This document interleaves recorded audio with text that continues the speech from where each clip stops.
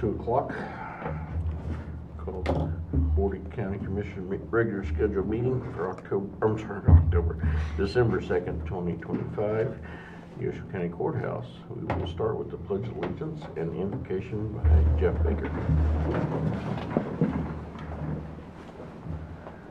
I pledge allegiance to the flag of the United States of America and to the republic for which it stands, one nation, under God, indivisible, with liberty and justice for all. You'll join me in prayer. Heavenly Father, we thank you for the privilege of serving our community.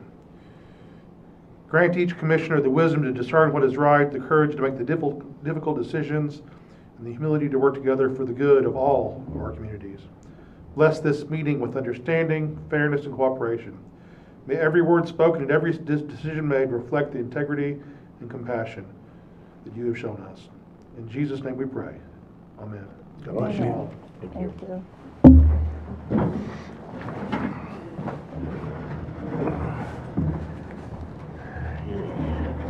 Any additions or changes? I have nothing, Nick. Nothing. No. Public comment. We have you down there. Say, I thought 245, so if you're good to jump on this up, we'll take it. So I'm Casey Brown, I'm the Community Engagement Coordinator with CCAP, and this is Scott Christensen, the Transportation Director. We just come to give you guys an update on where we stand and plans for the future. We were here a couple months ago and talked about the need for some financing to continue the year. We were unsuccessful in many of those efforts, so we have made the decision to suspend the route. The final day of service will be December 11th.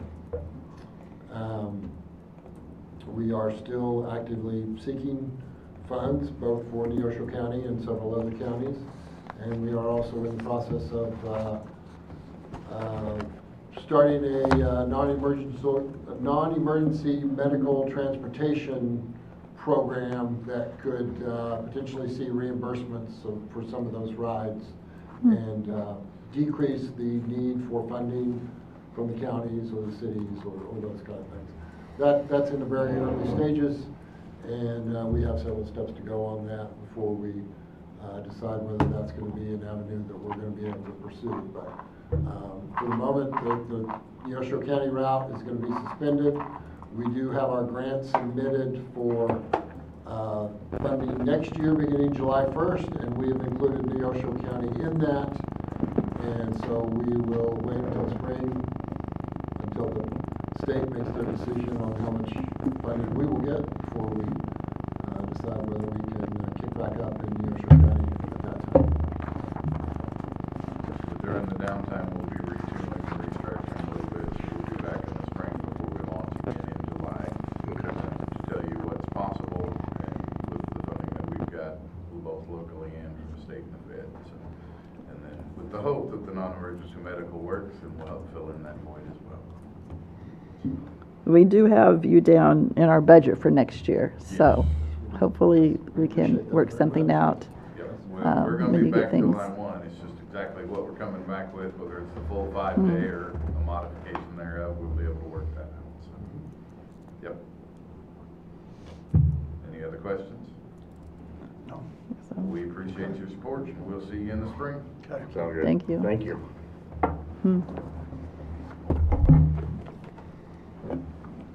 Any other public comment?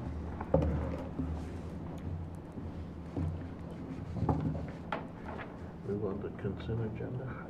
Bill? 2:15. In the consent agenda, I didn't see any non-elected leave requests in there. Okay. No. So we just have the AP. I'll make the motion to approve the AP in the amount of $624,487.45. I'll second it. All those in favor? Aye. Aye. Motion passed 3-0.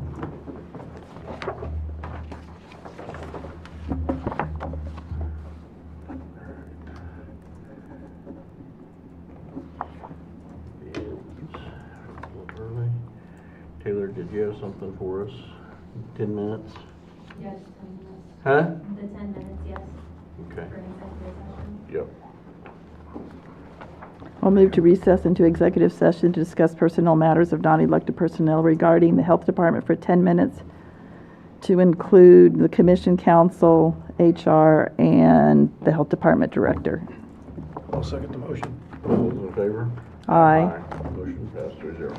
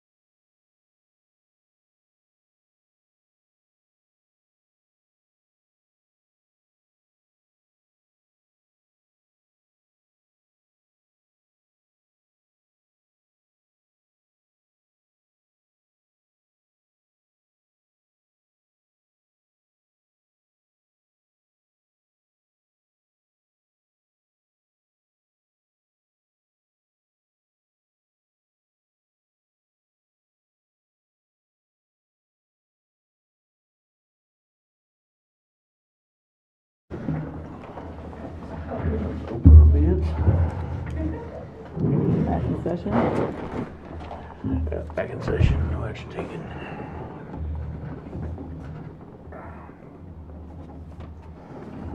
They're all the same, so you guys will get your own to take with. So all in this one, or just all in one bid option? That's all on This is for property casual.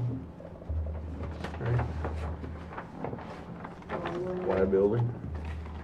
About cyber, That comes from MRH.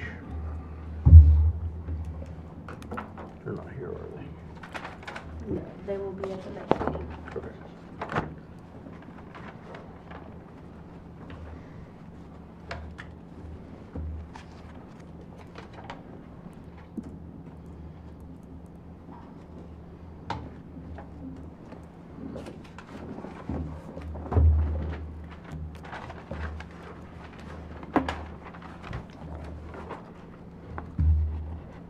Trying to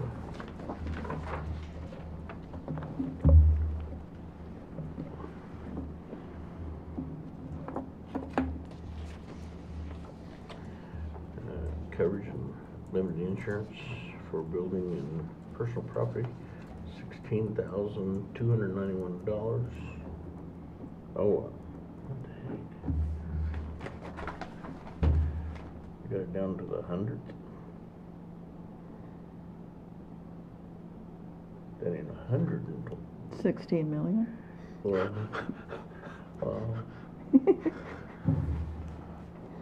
that the total value that they're talking about? Is that the Oh, value? this That's the might not- value and then? Yeah, no, I'm not sure. Deductible, I was looking, sorry. Trying to see a bid price.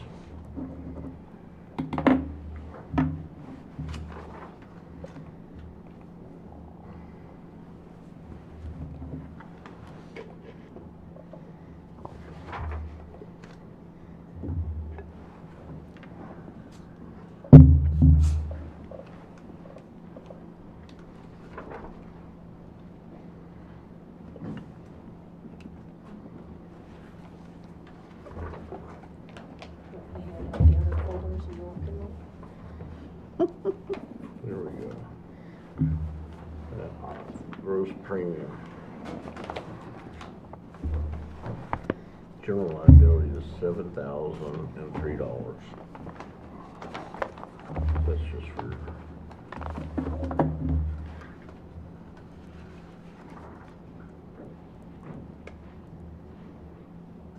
It's all under option one. Claims made, $351. I think we'll take that into consideration before paying every time a claim is filed, a fee. Option one still, gross premium for law enforcement liability is $32,104.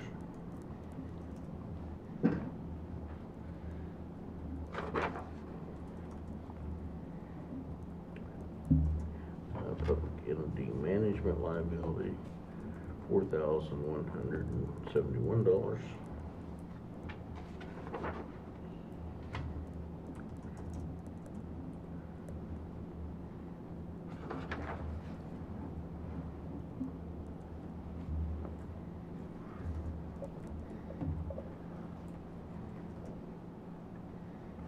Still under option one, gross premium $12,031. I gotta look at these. So that's why we didn't set it that we're going to actually accept a bid till next meeting, so that we have time to kind of look at these, compare, ask, Yeah. call. Yeah, cause that was all under one gross premium here, statutory endorsements, 50,000. So is it all options adding up? There's like not a total page.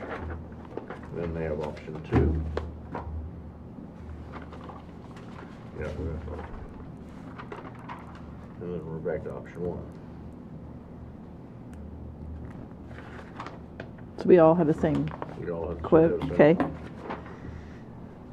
And then I Here was- we go, down to premium. There we go. Total premium is $191,310.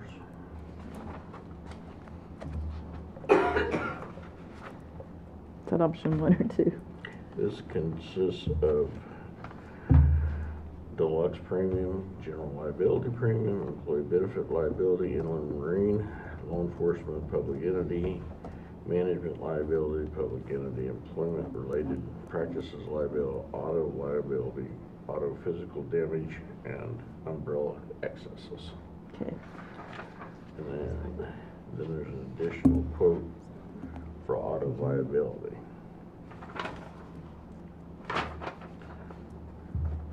Gross premium $47,139, under option 2. Second additional.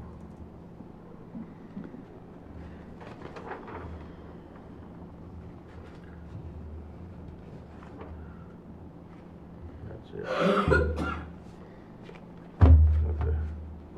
Just vaccinations of how it breaks down, but it looks like the total premium was 191,000. 310. Yeah.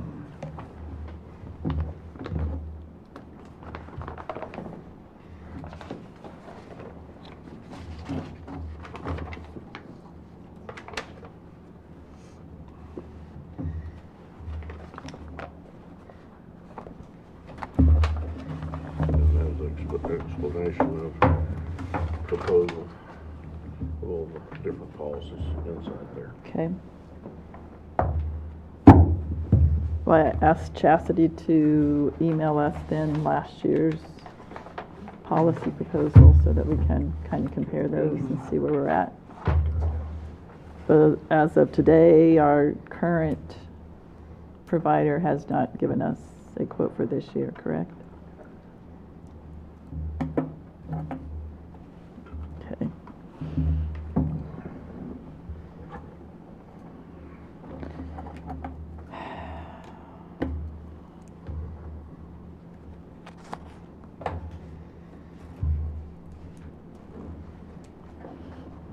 Too many questions to ask Yeah, right now. yeah. Not, don't even start. Ross plans to be at the next meeting for any questions. Okay. Okay. I'm sure he's available in between now and then also. Yeah. Ross, you wanna give us a lowdown? Do the best I can. Good afternoon. Thank you, Commissioner Gilmore, and thank you, Commissioners. Just want to come and visit some more. I know we visited about 6 weeks ago about the apartment project with an RHID in Chanute. And wanted to come back, Chairman Gilmore and I have visited just about the numbers and what the realities are of the difficulty of developing apartments in all communities, let alone rural communities, but especially in rural communities. And we talked about this last time as well. So we want to come back and visit with you guys about that and see if we can't come to a resolution. We're probably at a point where it's either no or go no from several perspectives on that project. Specifically, as we talked about last time, and I think you all are aware, but if you're not, I'm glad to talk about it and also glad to answer questions. If we get way in the weeds on the development, I may have forgotten because it's been a long time. We've been working on this project for 16 months or so. But we'll do my best to answer what I think is important to you guys, which is how it impacts the taxing jurisdictions. So in that, we talked about this last time. I don't want to wear it out too much, but our company works on projects across the state, and rental projects are exceedingly difficult to make work in rural communities, and they have been for a long time in Chanute. I think one of the developers has continuously mentioned that we haven't seen a market rate project in Chanute, let alone anywhere else. We have seen others that maybe are Section 42, which is low-income housing tax credit projects work, but not market rate. And the ones we've worked on, and I look at a lot of these models, I think last time I was here, we had just put in our applications for this last round. So they were really fresh on my mind, but all of the rental projects require a tremendous amount of incentive, which the state of Kansas has already committed to this project, two incentives that ultimately, if they didn't have this, wouldn't work either. And that third one was the Reinvestment Housing Incentive District. You know, it's not just rural. I mentioned that before. It's been about 3 months ago, but there's a new apartment project, and I don't know how often you get to Kansas City, in Lenexa at the city center, and they have a 20-year TIF, which is in essence the same as the RHID we're talking about. So you're not alone. It is everybody. The question is how can we make it both work for the developer and treat the county fairly. This is editorial, and I'll say this because of the first request of 25 years was not out of reason from looking at the apartment project on paper and the return and the risk and that's me saying that editorially. But, you know, we've talked and I think there's been a proposal or two on the table and I want to talk about those. So, last time I was here, you had mentioned that the preference was for the NRP to be in place. And Chairman Galmore, I shared these numbers with him. I'm going to apologize, they're really small, but I think he may have shared those with you. But the NRP it isn't financially feasible from a development perspective. If you don't mind, I'll just... Don't go ahead, go ahead. Yeah. I can pass them out. You coming and explaining is better than us corresponding. Do you want me to pass them out? Oh, yeah. He's probably sick of talking to me on the phone. And I'm going to need to keep one of those. So I thought so. Folks were up here, but it's super Does Chastity small. want one? We can just share. Super small, but ultimately, this shows that if you employ NRP in year Did she get one? I 11, don't care.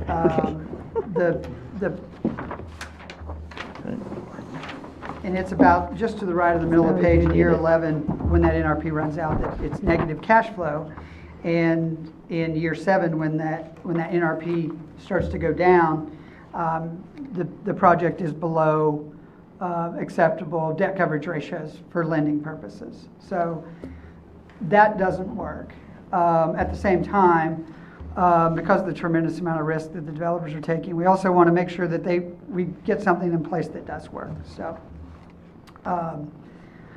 I guess the first question, probably a question when I start, I think we all agree that an apartment project in Chanute and a lot of other communities is needed. So do we all agree on that?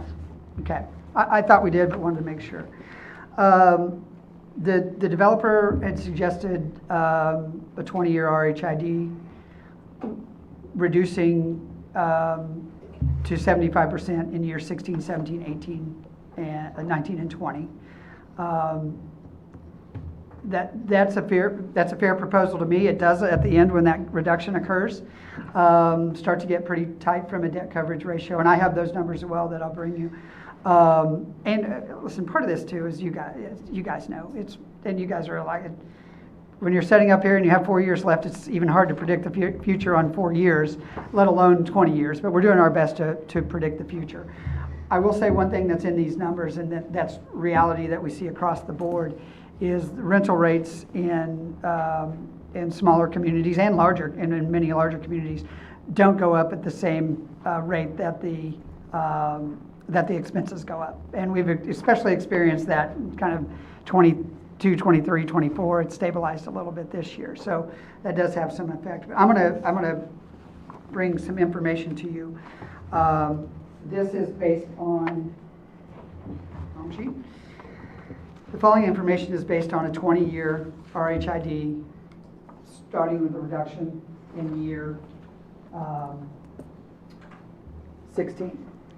So I'm going to hand you out one sheet, which is the revenue stream to the developer, and also shows the unrealized taxes, real estate taxes from the county perspective. Thank you. One thing to point out when we talk about a 20-year RHID, since it takes a year and a half to construct, and depending on timing, your taxes are in arrears. A 20-year RHID is really a 17-year RHID from the developer's perspective, because you lose 2.5 to 3 years right up front. I think the other item to point out is the column that is highlighted in yellow, those are the unrealized taxes that the county would not receive over that time. That total number is $447,447, around $450,000. A couple of things to consider there. With time value of money, because we're out 20 years, I just rented at 8%. That's around $208,000. I know, relatively small county with a relatively small budget, but not hugely impactful over 20 years for the upside you get of housing that's needed by your employers. So it's one thing to consider. I know we talked about that last time, but I did want to point that out. And then if you'd like, I can show you that same pro forma. It's small. That does kind of meet debt coverage ratios. It's not a huge return for the developer, but this is that same sheet we just saw based on RHID.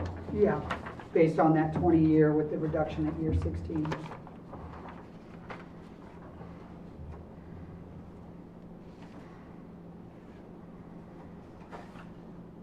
I noticed in this you're paying, you have real estate taxes as a expense.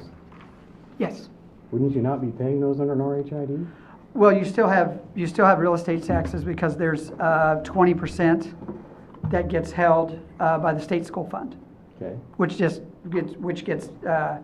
reimbursed to local. And we talked about it last time. It's such a confusing formula. I'm not an expert, but yeah. So there are still taxes paid. Then they're rebated, correct, to the developer? Correct. So the developer, and then that's the other thing is we can talk about function, true function. So developer still pays real estate taxes, and then those come to the county. You would set up with your software system that those would get come back to the county. The county would send those to the city, and the city would then disperse those to the developer. So in the development agreement, if the developer is not complying by that development agreement, it's not automatic. The city could say, hey, you're not complying by the development agreement, and you no longer receive those taxes. So, or that reimbursement, I should say.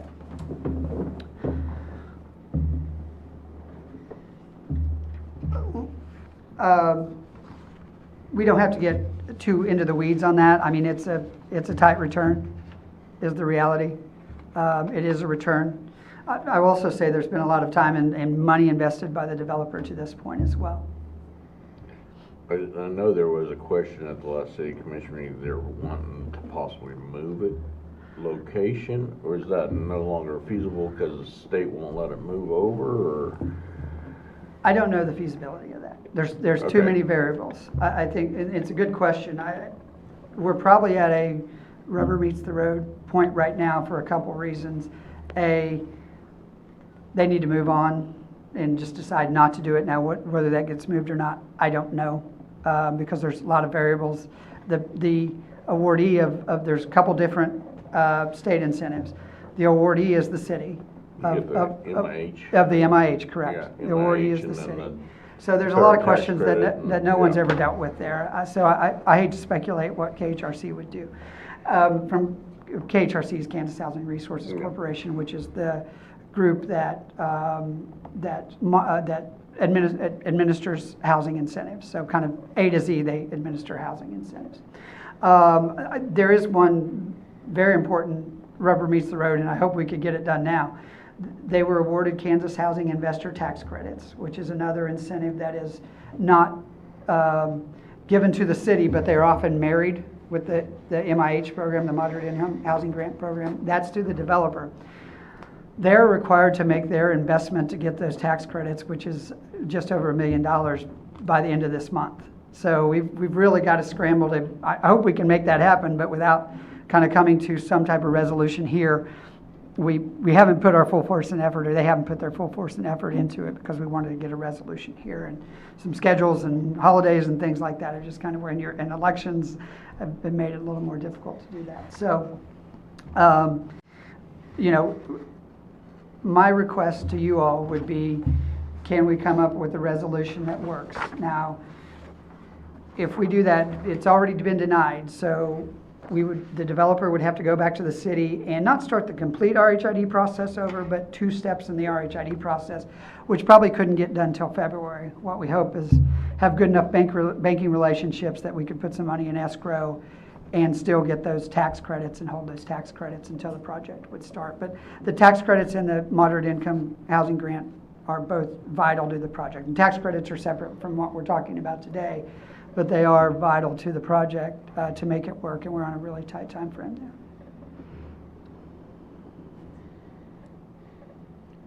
there. That was just one of the questions I had there, and it's best that they hear the same thing. Yeah. We've had multiple conversations, multiple yes. conversations about. He's probably sick of seeing my cell phone call.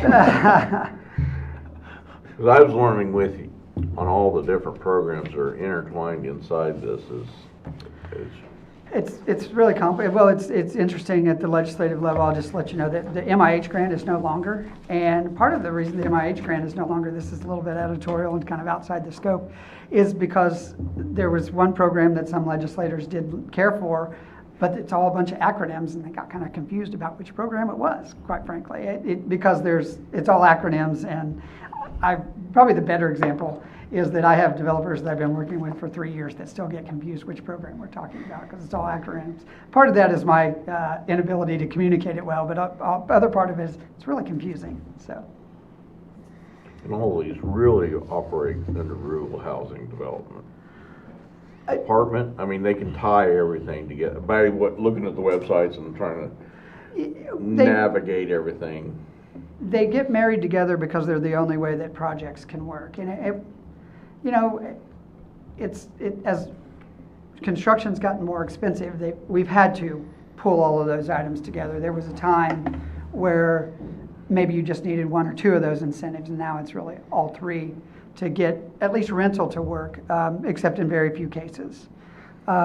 Single family, you need probably 2 of the 3 also, kind of depending on location, depending on how a community's growing. But apartments, for sure, it really needs all 3 to make it work.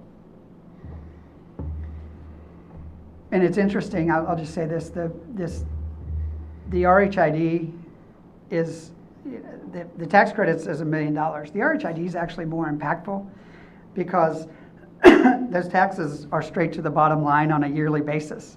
And I know Commissioner Gilmore has some apartments. Just really affects your cash flow to be able to pay your expenses. And so it's a really key component to every apartment project we've worked on. And to build my project, again, it would be unfeasible. I mean, Yeah. as far as, even a remodel is quite expensive. Yeah, well, you see remodels that they go, the remodels in a different program that are in, and I don't want to confuse it, they have to go get a whole new set of different tax credits to remodel those because the economics don't work. Yeah, so I think that's one thing that I hope we don't lose sight of. It's really a blessing for a community of Chanute size, even though Chanute's pretty large, to be able to have a project of this size and of this scope. And I know I've worked with one of the developers for about 10 years and visited Chanute the first time when the now Lieutenant Governor was the Economic Development Director there working on housing, and that's how difficult it is. And we have seen that, we were talking about Osa Martin at that point. We have seen great progress with Osa Martin, but that was 10 years ago, and I think now we're just getting to the end of that because of the difficulty of rural development. And interesting, it's this way all over the state. Southeast Kansas is even that much harder because our incomes are a little smaller in Southeast Kansas. I don't know if I mentioned, I live in Kansas City now. I'm from Galena guy, if I said this before. Played basketball in the old gym back in the day in 1993 and 4. They pressed us all the time. It was a tiny gym. It was a great time. They beat the heck out of us. At least you can go to Joplin. Do what? At least you can drive. Yeah, we drove. Yeah, that's right. Yeah.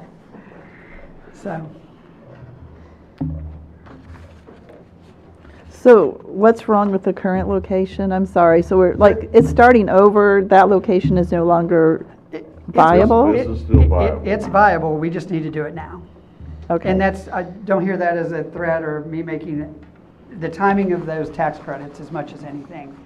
we need to figure something out now. 'Cause it's pretty substantial. It's, well, it doesn't work without them, but we need to figure out now, and then we need to cross our fingers and hope that the developers can work magic with their lender and we can get those tax credits in place before the end of the year.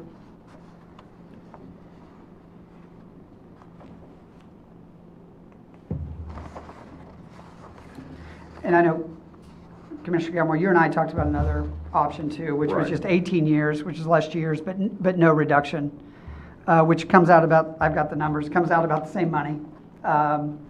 So that's another option that we could at least talk about. Not trying to confuse the. No, go ahead. They need to, Yeah, we, because we'll rehashing everything we've discussed and, yeah. So this would be 18 years, which is really a 15-year.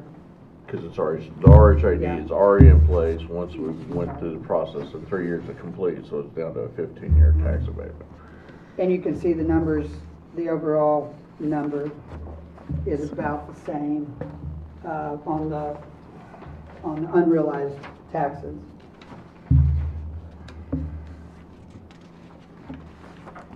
That's maintaining a full 100%. Yeah. I was noticing that on day one, right? Yep. Well, but that doesn't. Year one.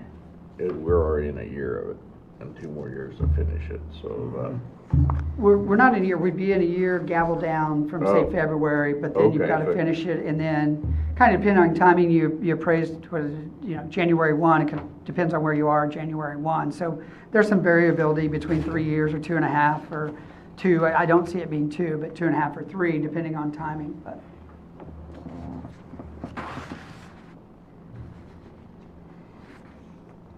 and to that fact, this would just be where our portion was, it wouldn't be with the community college and the school district. Right. Or the city. Yeah, or the city, yeah. So, like we talked about last time, and I know school formula is so difficult, it's really hard to say how the school would be affected. I mean, the project doesn't occur, which we're standing at a point where it may not. Nobody's affected. There's nothing, there's no money to be had. It's really hard to say in a rental project whether the school would gain, be neutral, lose, but it wouldn't be much far off that. I don't even know how community college funding works. What I do know from the perspective of most school districts that we've dealt with, and I suspect a community college is, it's places for teachers to live. You might be able to attract a teacher because they have an attractive place to live that's new. Same thing with, you might be able to attract, with a community college, you might be able to attract an instructor because they have a place that's new and clean to live. And right now, your options are limited. Well, I always equate that to maintenance to infill structures. I'm a big infill kind of guy. We need to bring in structures in some of the older areas, because your utilities and all your infrastructure is built in. So many lots, empty lots. Yeah, I totally agree. This has infrastructure to it, which made a big difference. If you had to bring infrastructure to this site, it would have made a big difference. The legislature agrees when the rural housing incentive, or reinvestment housing incentive district was changed, so you could do infill lots, because you have infrastructure to replace for a lot now would be 50,000, and it's already setting there now. Sit in there. It has to be desirable. The area has to I be know, desirable, right. but the legislature agreed with that 2 years ago, 3 years ago.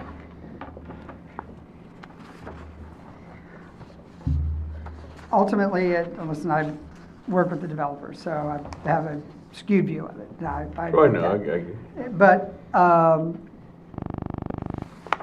for the need that has been in Chanute for a long time, and other communities like Chanute, and the cost, it's not no cost, but the cost that the county would be giving up, I think it's a pretty small price for the upside of what's gained for not just Chanute, but the county. And a very similar position to anyone who's had one of these projects in their community.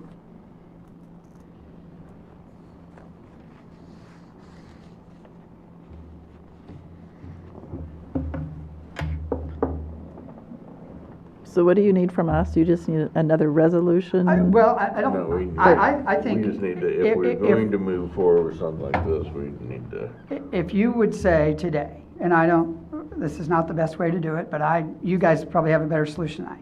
Hey, we can live with the 20-year reducing it at year 16, and if that comes back to us, you don't even have to do anything. We'll let the time run out and the RHID will be in place. If we can agree to that today, or the 18-year, and. we do have another meeting on 16th, so. Well, but I know. I know. And we could put a resolution in place, but we need to go start with the bank and try to get our tax credit funding in place by the end of the year. If we could say, hey, we can live with that, if you bring that back to us, we would start with the city on the RHID again with the new years. Language. Changing, it wouldn't change much of it, so we could get it going pretty quickly and go back and start the process. And then, just guessing, probably the 1st of February, their first meeting in February, it would pass at the city level, and you would have your 30 days. But if we can all agree here that, hey, if that comes back to us and this is what it looks like, the either option, I think the developer would be comfortable with that. We'd love something in writing, but I'm not sure that the timing works out. You guys would know better than I Well, do.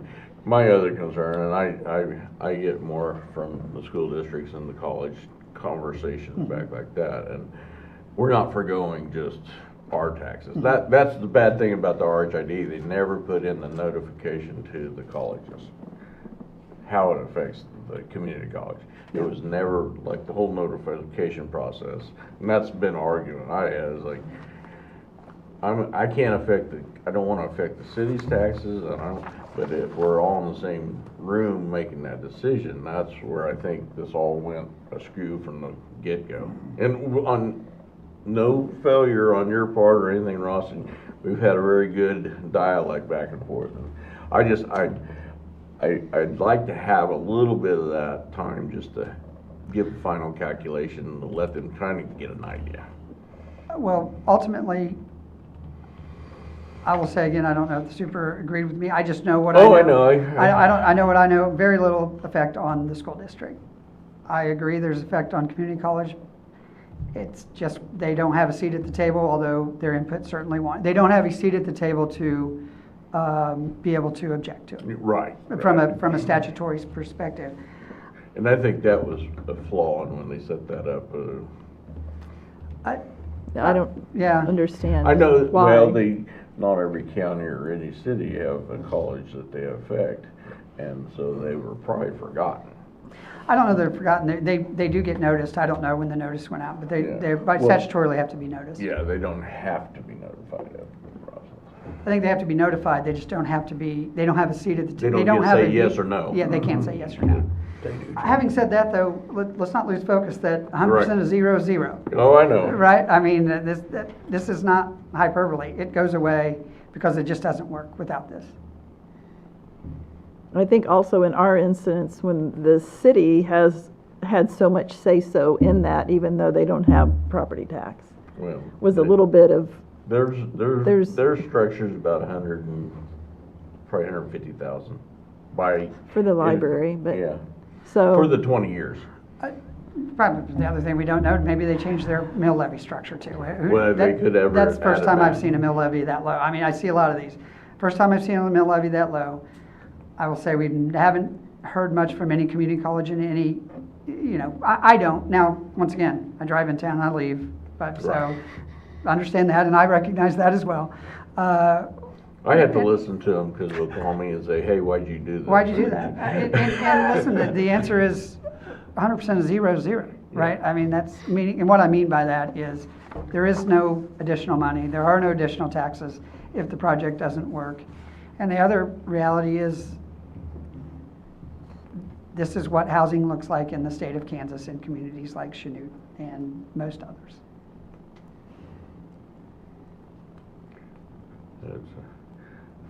I know Gail's kind of provided an article on just affordability of just the use of the different programs sometimes is Not But it's always, not just communities like us, because you just gave us the example of Lenexa. Yeah, it's. Okay, so it is yeah. statewide. It's statewide. Yeah, You know, it's, So I just don't it want started out someone as to a say- rural Yeah. incentive, but it is not anymore. It's not, you know. So, We started off in 2012 working in western Kansas, and you can see it just, and our company knew that at some point we'd be doing projects in Kansas City, and we are. So no, it's not just you all for certain. I just don't want someone to say, well, you forgot about this one community. They don't, that's true. But for apartment projects, it's just what it looks like. so I'm fine with the 20-year. With the reduction at, Yes. I think that's what the developer had suggested. And I had given him my word that I was fine with that. And I think that's really what you need from us. that is. Whether it's a resolution or not a resolution can be repealed. You know, what you need is our word that we're going to stand behind this development. And I would like to see it developed in Chanute. It is in my district, so I think it's just a great benefit. Just knowing more details than we did at the beginning when we did pass the resolution has helped me to make that decision.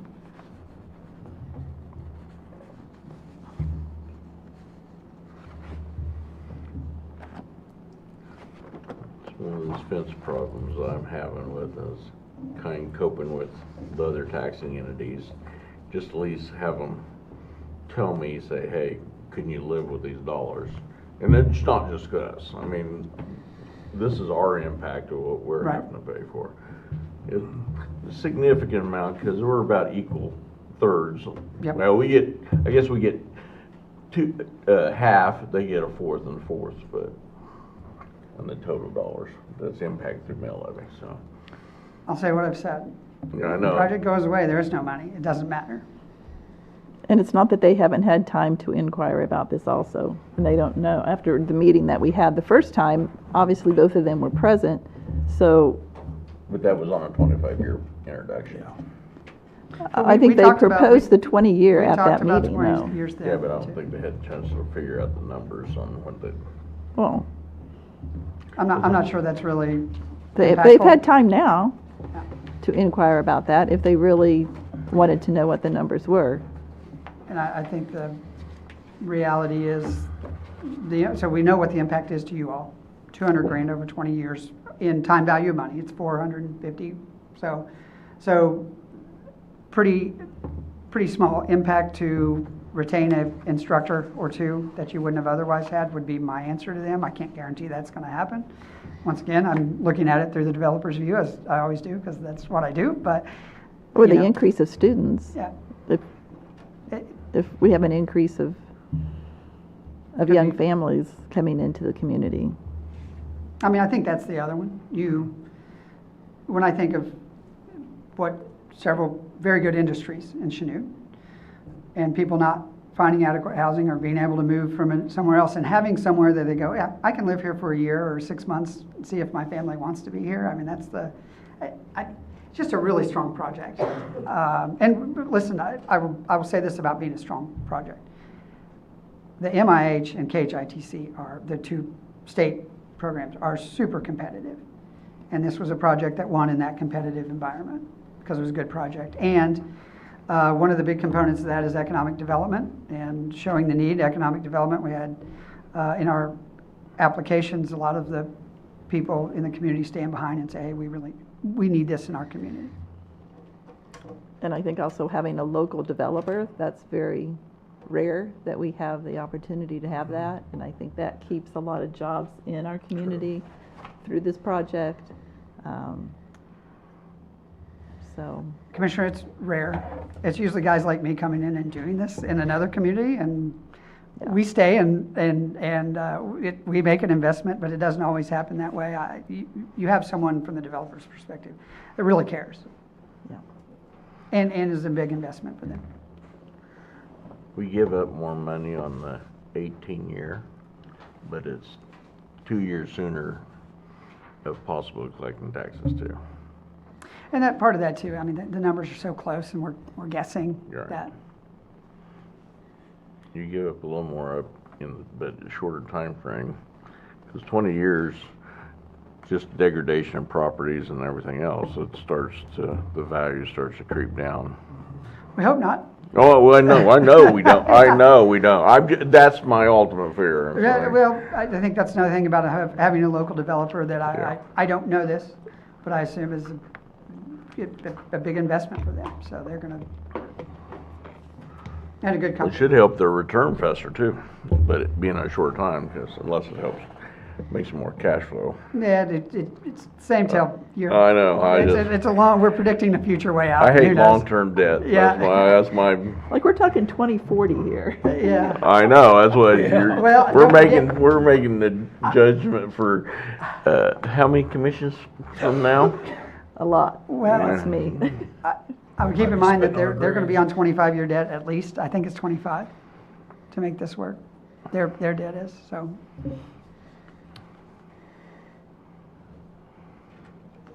Either way. I like 18, I just like the time frame. Okay.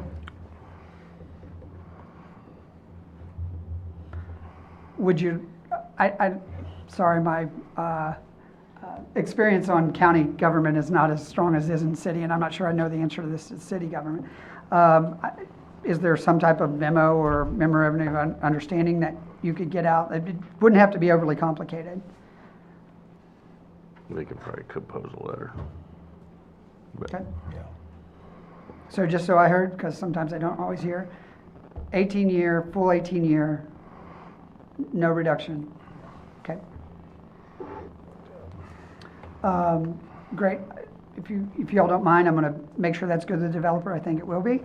And Commissioner Gilmore, we have each other's number. I can call you and say we're Okay. good to go. And You can text us in the meeting here.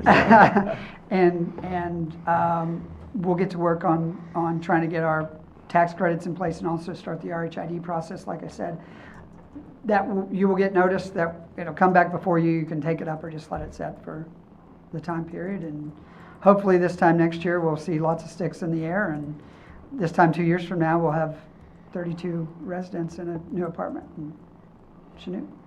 Perfect. I appreciate your time. Thank you. you bet, Ross, thank you.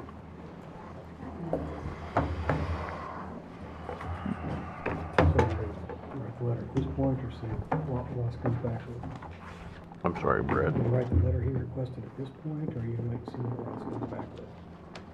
Maybe a letter or something might not be a bad idea, have a motion and clarify exactly what you want to say.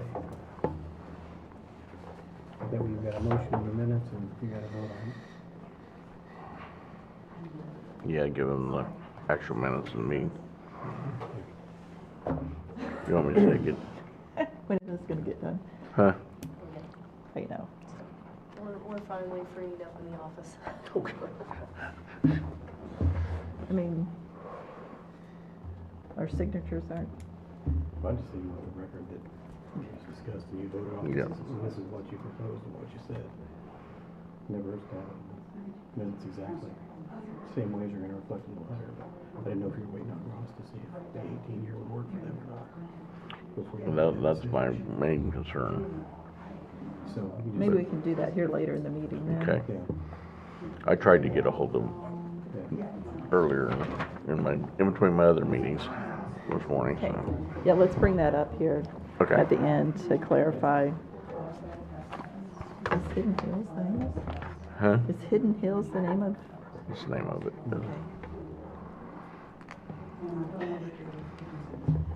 Let me tell you, look through the numbers, look through the numbers, look through the numbers.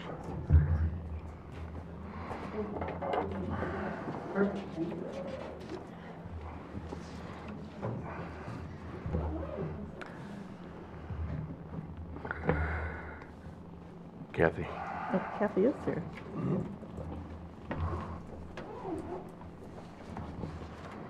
Okay, so I thought I would talk to you guys about, I finally got the recording notification system set up.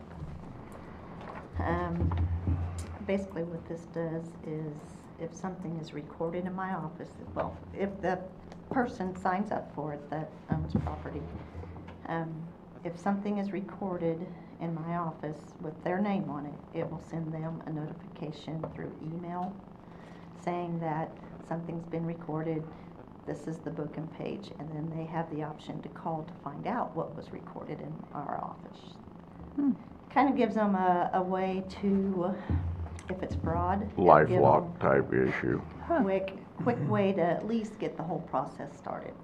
I can't stop the fraud, but it will at least notify them that something's been recorded. And I've had a lot of requests for something, and this will give that to them. And it's a free service. I thought we would start January 1st. So, if you guys have any questions about it, or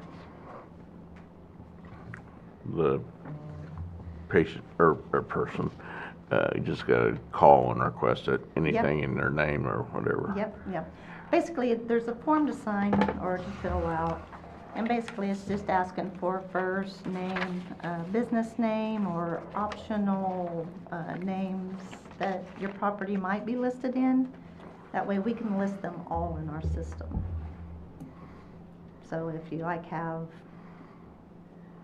your name is Joe L.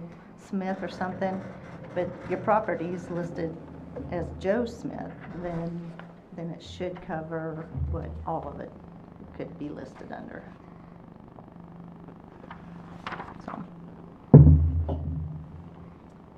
So anyway, I thought we would. So this is like, let's say for instance, if you go to sell your house that you've lived in for 20 years and all of a sudden there's something in your office on that register of deeds, and now you have a problem where now you don't have to wait 20 years. Yes, You it will. could be it should notified notify when you something- Soon as something's recorded. I think it's like a day turnaround. If it's recorded on one day, the next day that email should go out. So, and that's what they were telling us. That's the way it works. So who is this system through? This is through CIC, Oh, okay, so. nice. Sounds like a good So I plan. thought maybe I would put it up on the big screen in the front. See if I could talk to, I don't even know who has the,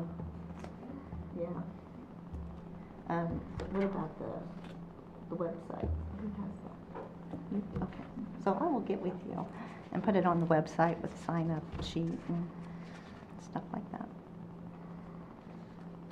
Do we have to notify all the different property names? I mean, do they, like, if it, Well, and I also thought, I may not, since it's too late this year, maybe next year, maybe we could send out a little flyer or something in the tax statements Oh, or yeah. something. That way it would kind of let the public know that it's available. We've had several requests. I think one gentleman's been calling every month for probably a year, wanting to know if we have anything. Well, it's like, I was thinking about it, but I hadn't really taken the step yet. And then finally, I just I had too many requests, and it was time. If you get that many requests, it's you have to do something. So. Maybe the newspaper can do an article on it, or it's a good service. It's a good service for the county to have. So, Okay. that's it. Good news. All right. thank you, Kathy. Thank you. Cindy's up. Okay. Got a few things today. First thing would be,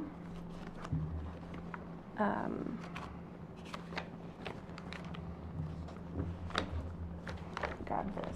So I didn't have the labor distribution summaries in your boxes or your basket or whatever, because I wanted to explain a couple things with last week or the week before's payroll. There was some issues running the regular payroll. The Micker font was incorrect, so the checks didn't print correctly, so we had to go back in and void, and it just became a whole thing. So there's one for the regular payroll, there's one for the checks, so you'll see those two. There should have only been one for special sick, that's on me. I left a name off, so I had to do one for that employee.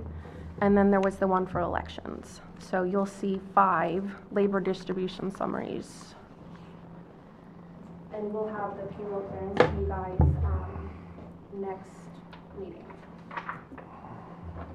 This is just the regular ones.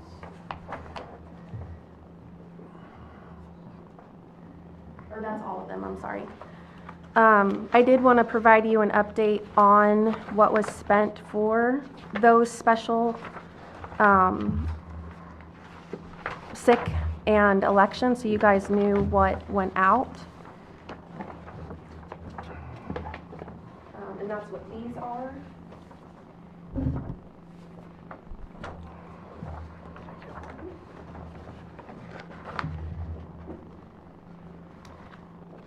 If you look at the second one under the last packet I just gave you, I wrote up top special sick.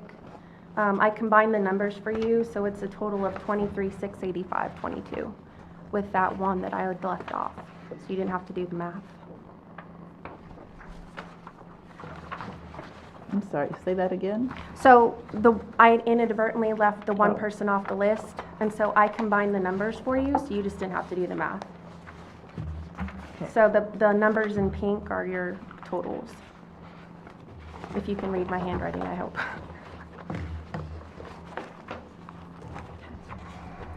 Is there any question on that?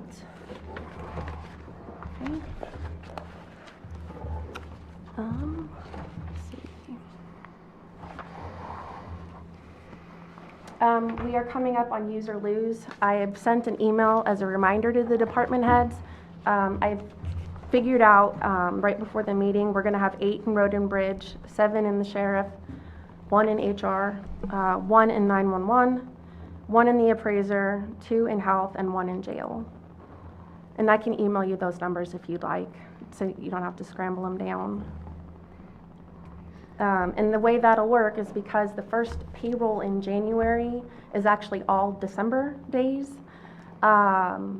I will do the math to make sure that whatever they use the last 2 weeks of December isn't deleted on December 31st.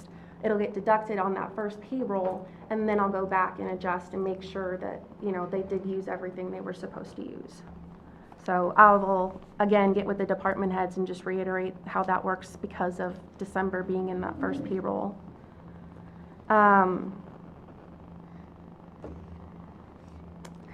I am working on, this is the first payroll where we're going to see the changes to our health stuff. So as you know, Blue Cross Blue Shield Health is paid 1 month in advance. Because we've switched everything to Blue Cross, dental and eye is also going to be paid in advance. So what the employees are going to see if they are so enrolled in dental and vision, they're going to see Delta Dental and Superior Vision in December because those are paid in the month. That's the way those companies do it. They're also going to see the pre-deduction for Blue Cross Dental and Blue Cross Vision. So all of that is set up. I'm in the process of entering that into everyone's stuff. About a quarter of the way done. I'm going to keep working on it tonight. And then pay stubs will probably go out later tomorrow afternoon because I can't do anything until I get all of that updated. So is there any question on that stuff? All the fun stuff from payroll and HR. Okay. In addition to the regular payroll this week, I will be doing the treasurer's special auto. I've been given the paperwork on that, and I'll get that done at the end of the week.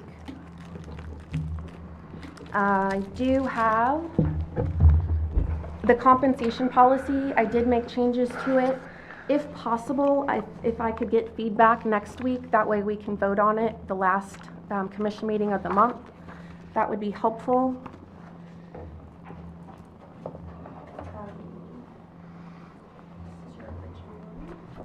And then this is the new one. It says draft on it, so you guys can see the difference.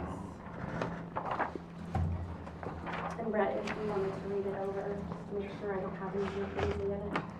I'll copy for you. I know Gail and I talked about it a little bit, so I'm just waiting your guys' feedback before I bring you the official one for signature. Suggested, just, I don't know if you said the original one or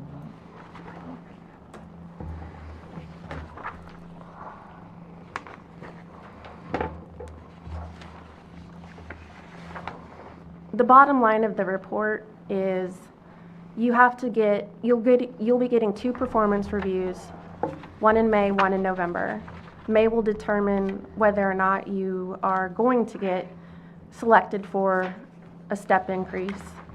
And it does say in there that we are going to attempt to do a 1% COLA each year, but it specifically says at the decision of the commission and the budgeting, I think, needs or availability.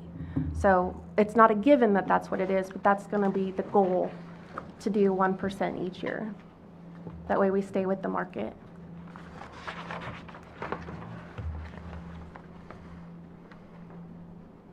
And I'm available for any questions between now and then if you have any.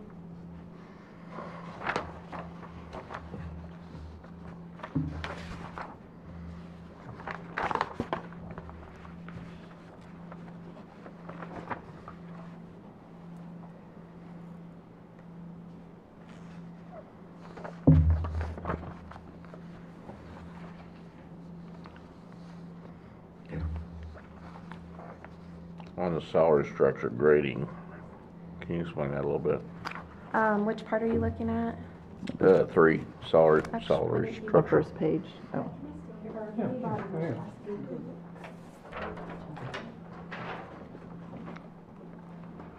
So that's basically all set into the formula and stuff.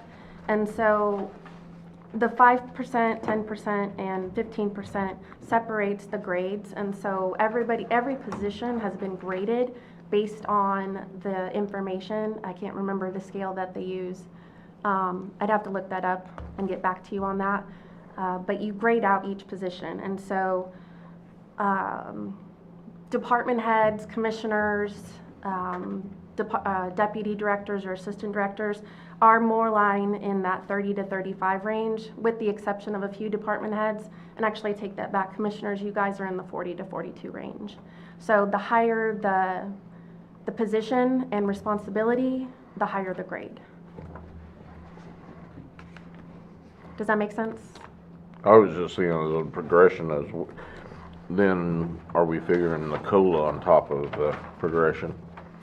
Yes, because not everybody's going to get a performance increase. I mean, you're going to have to actually do your job and not just, But will they get both? That's the question. If they get well, if we don't keep the 1% across the board, then it's going to throw off the scale. And I don't even know if there's a way to really, knowing the scale, I don't know if there's a way to calculate that. Like, it's one number. But just showing up to work isn't going to cut it anymore. Like, you're going to have to do big things in order to receive that promotion.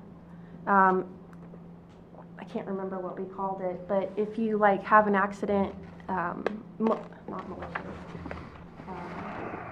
the what? Avoidable accident, that could be a negative write-up. But you know, something that's out of your control, you're not going to get a negative write-up for that. But it does say that if any negative write-ups, you automatically are disqualified from that year of getting an increase or a step increase. So we've kind of set parameters within this document on how you can earn your increases now.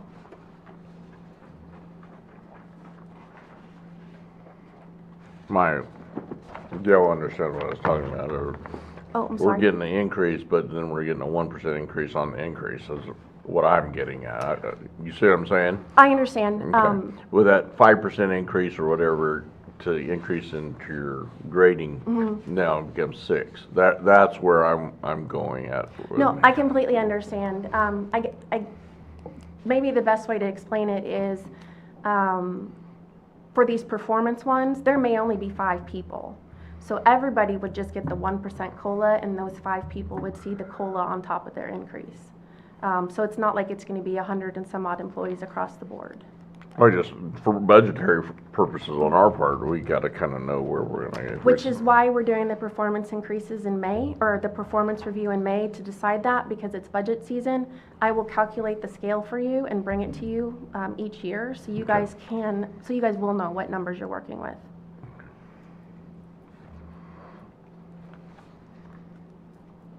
November is the one where, you know, it's 6 months, you know, hey. So we get saw- to do all the elected officials?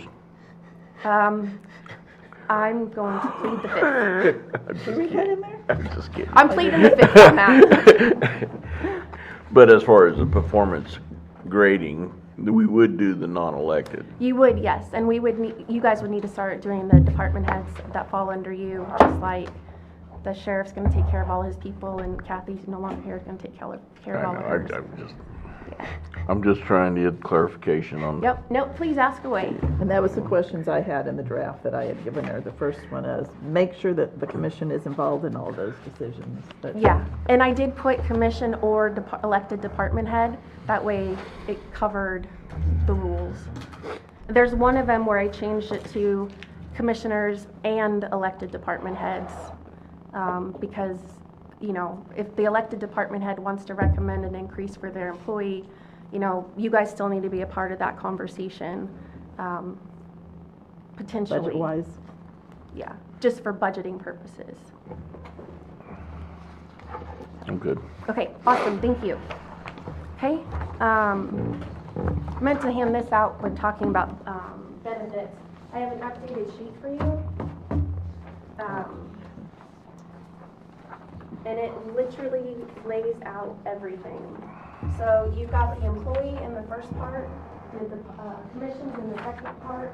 It shows you per month, per year. The very end total tells you what it is per month combined. So the pink one, combined is what the employee pays and what the commission pays. So that's like our cost to the vendor. Or from the vendor, I should say.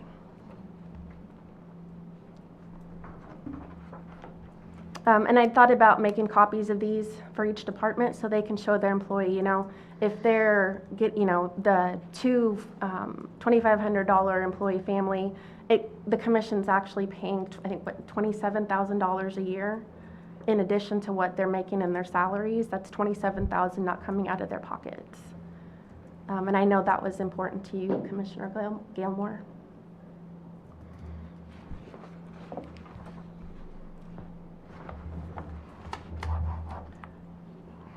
May I make a suggestion? When you Yes. hand us something like this, we've already gotten a copy of this.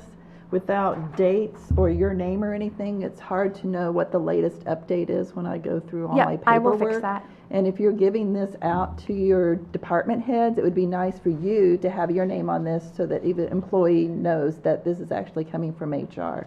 Okay. But there's nothing official on this as we look at this right now.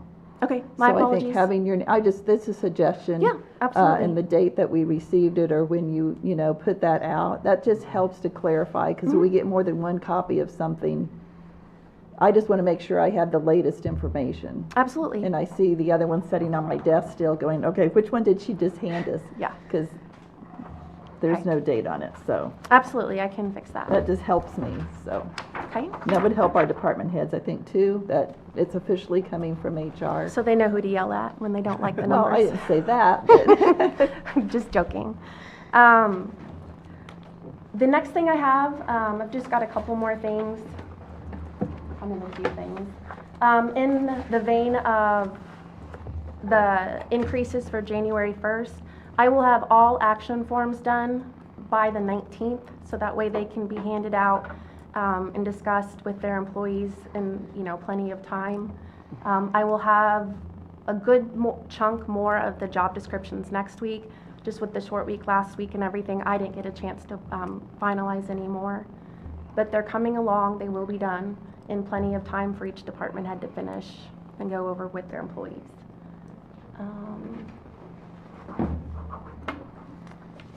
Okay, so, holiday policy. There's been some confusion and questioning about two particular things. One is working the day before and the day after.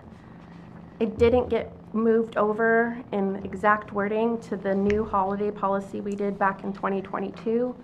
So I have updated it with 2 new paragraphs that specifically state that you must work your day before and your day after in order to receive your holiday pay. And I used an example that says Bob Jailer works Monday, Tuesday, and Friday. However, the observed holiday is on Wednesday. So as long as Bob Jailer works Tuesday and Friday, he still gets his holiday pay because that's his regularly scheduled hours to work. That's one of the ones. Another one is, how much do I get paid? 24/7 departments work 12 hours, so that 12 hours has to equate what their schedule should be. 8-hour employees get 8 hours. However, we have a couple departments that have a little bit more flex or different schedule.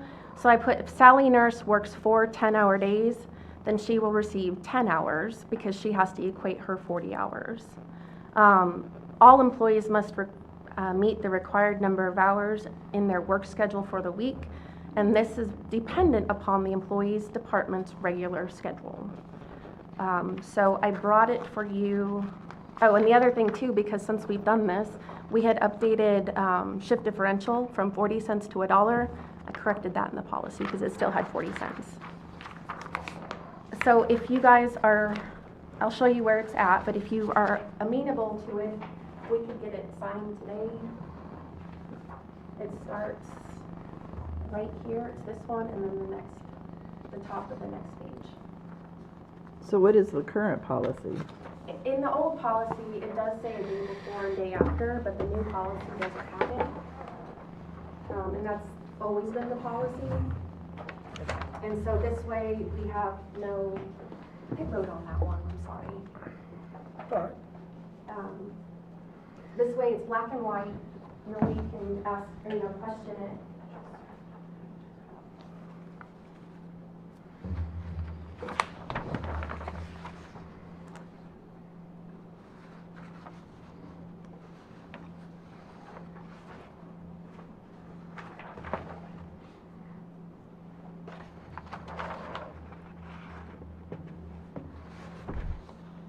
Because I'd like to not run into trouble for the Christmas holiday with people questioning things.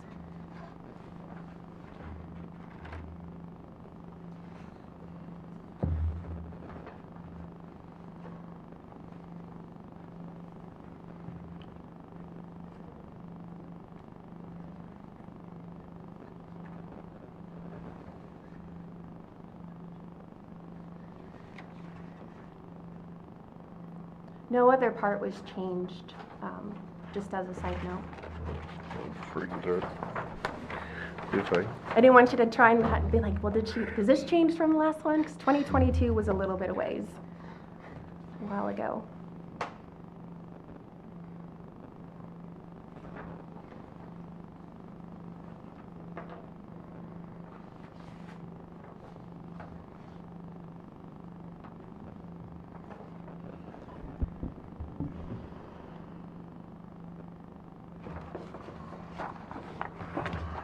I have an original if you guys vote to decide to do it.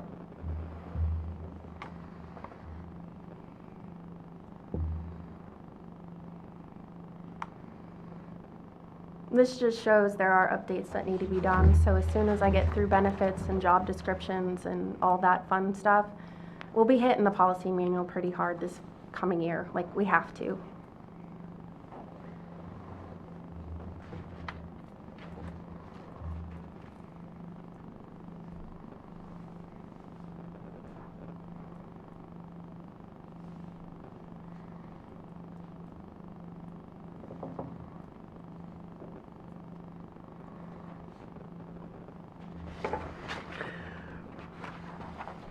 So, sorry, underneath holiday, on the second paragraph, an official paid holiday falling on a Saturday. So we have this coming up. We've been kind of talking about this. The 4th of July is on Saturday in next year. Right. Will be observed on the preceding Friday. An official paid holiday falling on a Sunday will be observed on the following Monday. Well, Actually, it's whatever the commission actually passes for those holidays, correct? Right, so whatever you pass, the policy then dictates what is observed. So if you guys are doing, the 4th of July falls on a Saturday, then we fall into this preceding Friday.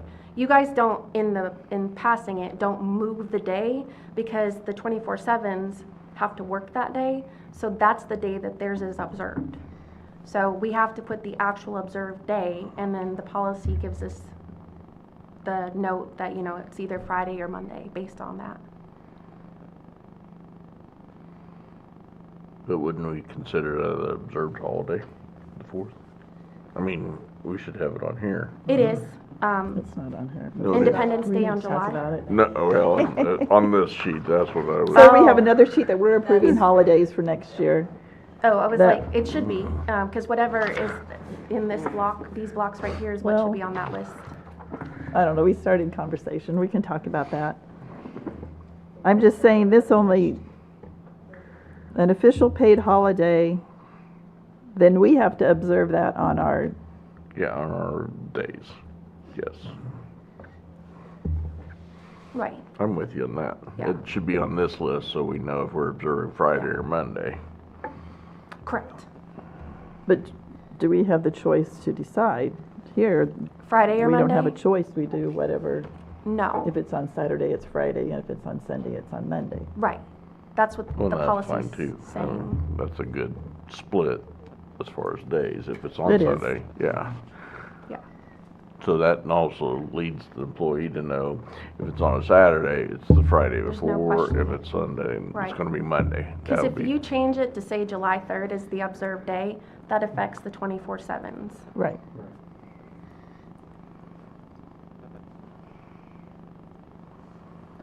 May I ask what the conversation was? Well, I just questioned whether with it, 4th of July,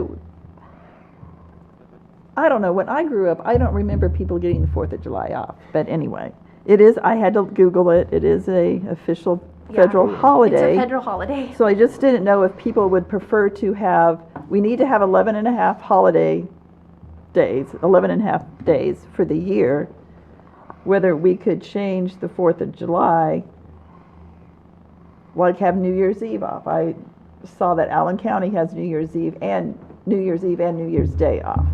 Or, have an extra day at Christmas. Or do people want a 3-day weekend for 4th of July? I But- will take a poll like I did last year on I the don't, I conversation. mean, it's whatever, do you see what I'm saying? Mhm. Because, But but, this the- would also take us out of our decision if you had like a Saturday, Sunday, then it was just right. like, Mm-hmm. It's just- So we were checking, it sounds like the post office will be closed, but not all banks are going to be closed on the 3rd. they can't be. So it's kind of an observed holiday, but it won't be. Well, if you'd like, I can take a poll, because remember last But year? that's just saying, it'd be a 1-year thing just because the 4th of July is on a Saturday. But then if this is our policy, that if it falls on a Saturday, we're gonna have a holiday on Friday. Mm-hmm. Or if it's on Sunday, I think that's a better way, and then it takes one less decision the commission Okay. has to do every year. And when they set the so it's just schedule up, say an the extra 3rd. day in the middle of July, Yeah, basically, Okay, which is fine. I just was thinking, because it's the Christmas holiday, that, Christmas is on Thursday next year. But anyway, this clarifies it, so that's what I'm saying in this policy here.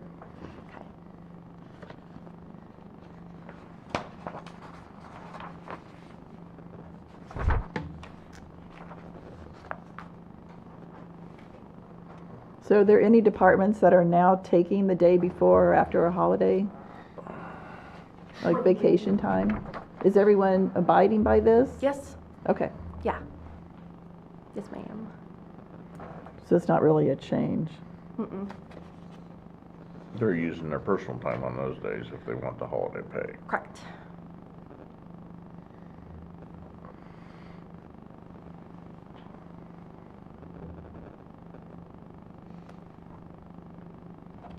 I think we have, I gave you the copy I was looking at.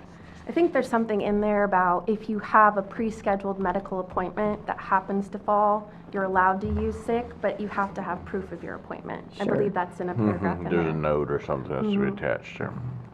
We changed that because there was a lot of interest in that Sickness? topic. Yes. Yeah, sometimes the doctor just tells you what day and you can't control that, so.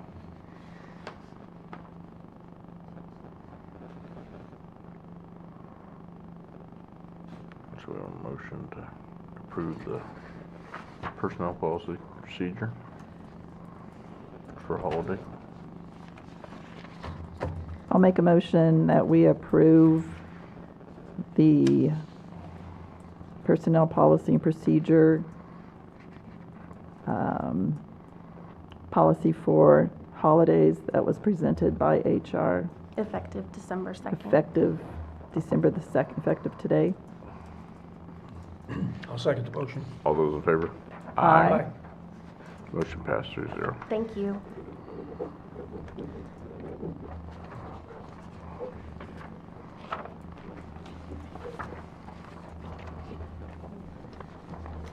Okay, and then, so the school has a ride-along program that we've participated in the past. I know there's another department that does it, but what's required is an application release and indemnity agreement for Neosho County's ride-along program. I have one specific to Road and Bridge because there is a gentleman that would like to do it on Thursday, which is when the other departments would be doing it. I ran it through Brett. He says all the legal stuff is met. I would just need you guys to sign it. Well, I would need Nick to sign it. It's got the commission chair on it. I will actually take it up to school, get with the teacher and the student, and make clear that this has to be signed by both the student and the parent and a parent, regardless if they're 18 or not, because they still abide in that parent's home. And if they can't agree on these terms, then the ride-along doesn't happen, so. And then the director of Road and Bridge will sign it as well.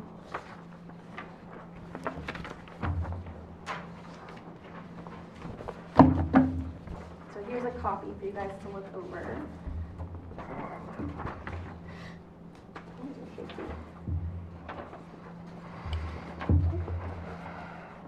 And if you celebrate, here's the original. Okay.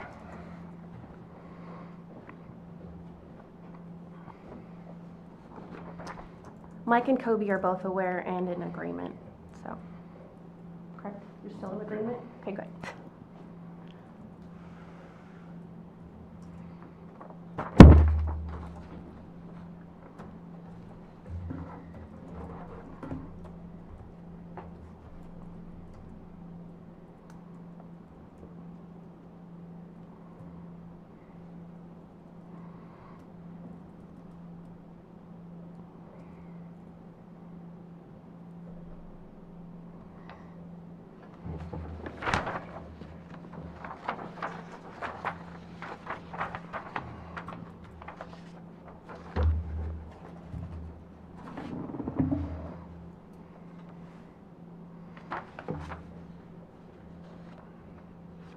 I'll make a motion to approve like ride-along program for Road and Bridge Department application. I'll second it. All those in favor? Aye. Motion passed 3-0. Thank you.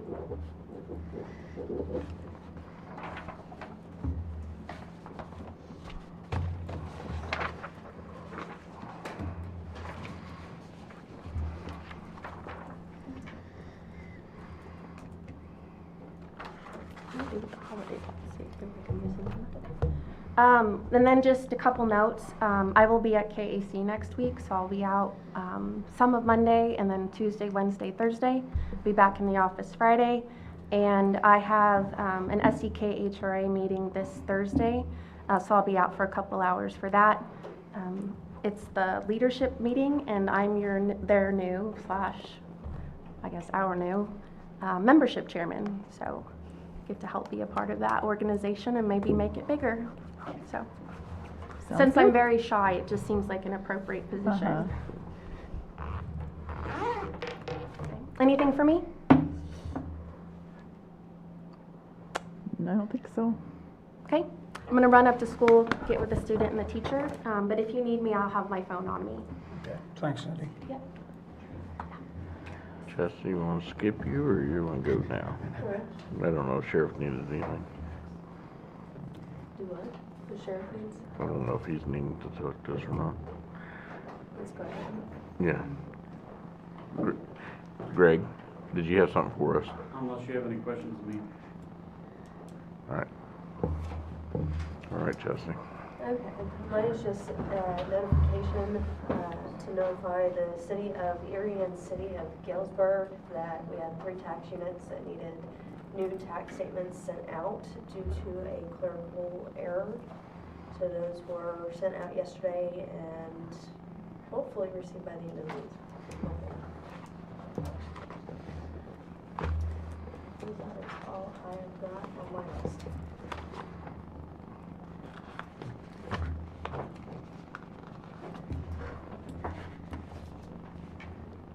That was easy. Mike, you're up. Oh, sorry, Colton.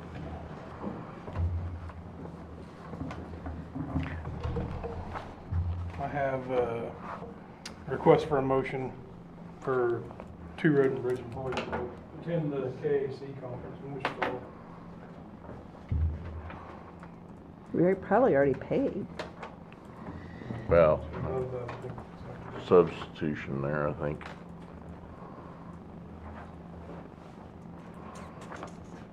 Nope.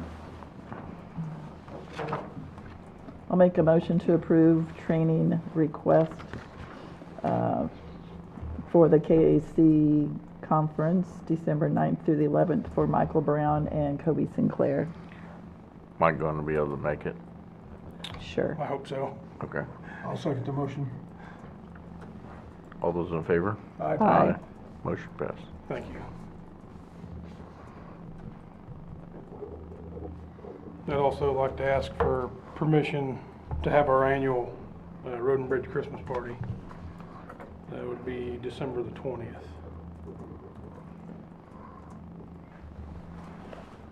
Are we invited? Absolutely. Here's his training request.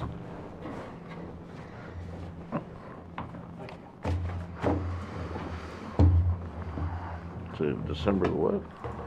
20th. 19th. 19th. You said 20th. Did I? Yeah, you It's did. the night, the 20th would be Saturday. Maybe I had that on my mind because it's my birthday. It's the 19th? Yeah, it'd be the 19th of December. Oh, yeah. So the 20th is your birthday, huh? Yep.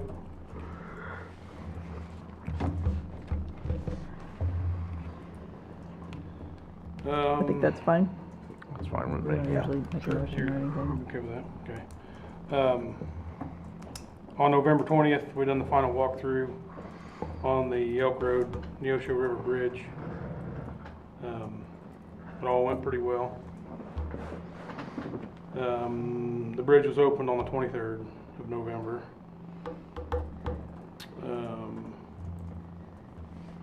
Yesterday, we had our first winter weather event of this year, or this season, I guess you'd say, not this year.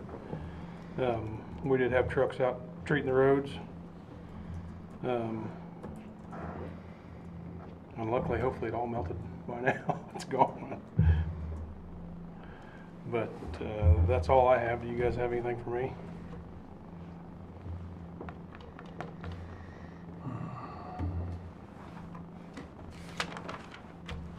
Not yet. How's the crusher doing?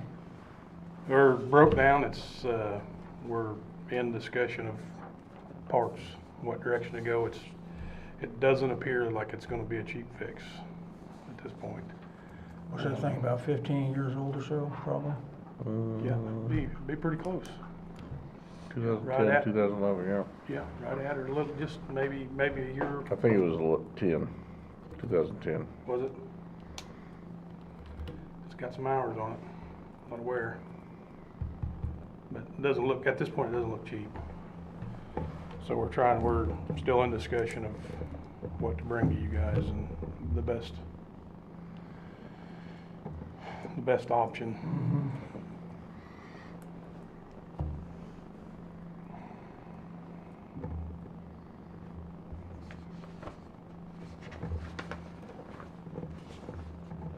Do we still got our old Scar Fires, Cody? Now, as far the Scarfire group that goes on there, yeah, they're still on every machine. Well, oh, the big one is? The big tooth ones, the Scar Well, Fires? yeah, the attachment we have is just an attachment that slips over the lift group. Okay. You can put the teeth back in, you can take that attachment off and then put the teeth right back in that lift Yeah. group. And we have them stored there at the shop in Okay. the compressor room. I think with all the potholes, probably need to think about putting those back on, you know, just my opinion. We can probably try Those that. other things don't, I mean, they're okay, but when it gets, that roads get hard, you know, you can't, well, they go down about that far? Yeah. Yeah, they don't go very deep, but they're also wider spread, but it gives you a more workable material there when you rip it up, Well, other than taking. yeah, I know, chunks out. I've seen somebody go too deep one time. Yeah, with the old style Scar Fires, you can really get deep and really take out big chunks of the road if you're not extremely careful. And that would be extremely hard to see, you know, where it's at. It's right in front of the machine. That was the original part of the consideration of those new attachments we got when we got Yeah. them, because it was more user friendly and the material would be more user friendly. It does take, when times like now, when the road's real hard, it does take a little more work back and forth. Yeah. But at the end, you do have a finer material to work with, more workable material.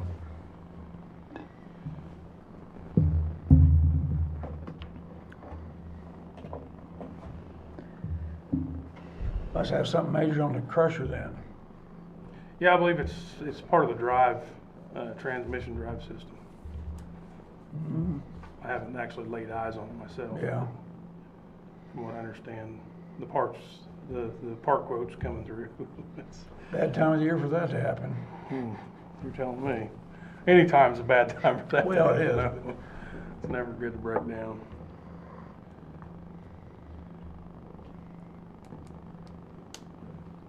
I haven't got nothing else. Not either. Thanks, Colby. Unfinished business? Or Brad, do you have anything, sir? Okay. I didn't know what we do with the county attorney's issue. Yeah. Just wait and see if she hears.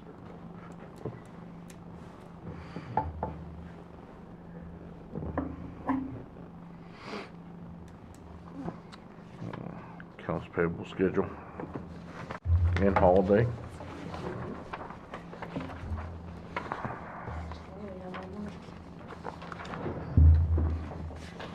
We also have the budget schedule as well. Whoa. That's nice. So I'll start with the accounts payable. I think you're schedule hiding that for from me. holidays. Where's that? Oh, there it is, sorry. It was stuck.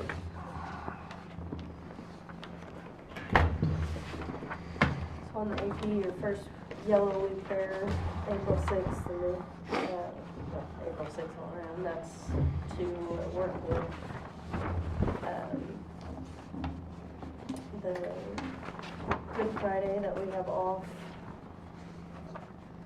Easter.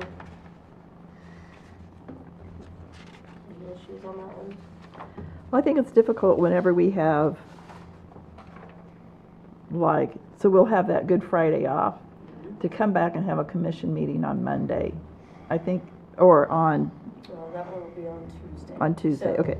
So we have Monday, Yep, it'd just be okay. it'd be a regular day, honestly, for us on that, and there in the office and. Yeah, okay, sorry.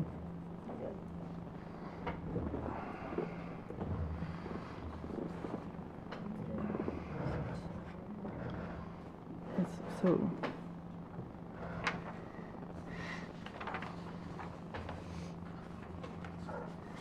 So it'd probably be that September 8th one, we can look at that. Yeah, because that's Labor Day, Yeah. and then for them to be off on Monday and then have a commission meeting on Tuesday. Correct. Should we change that to Wednesday, I guess is the question. I have no problem. I can't plan that far out anymore.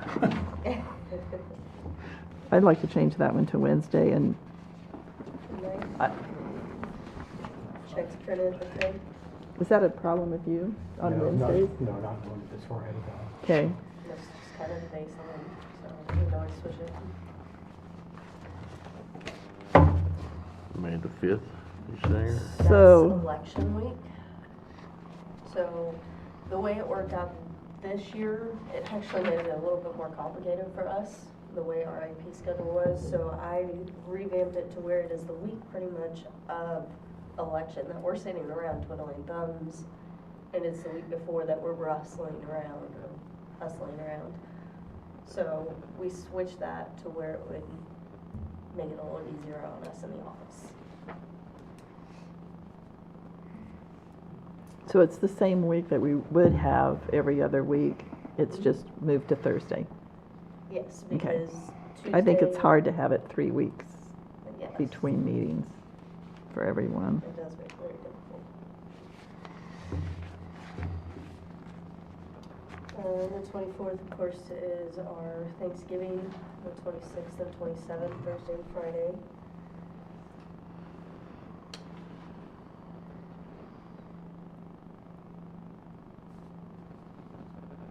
And then, of course, the last one is Christmas.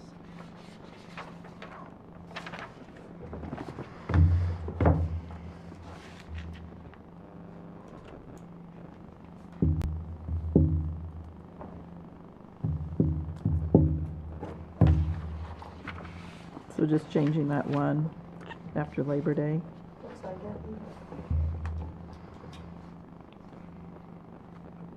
Up to the 9th.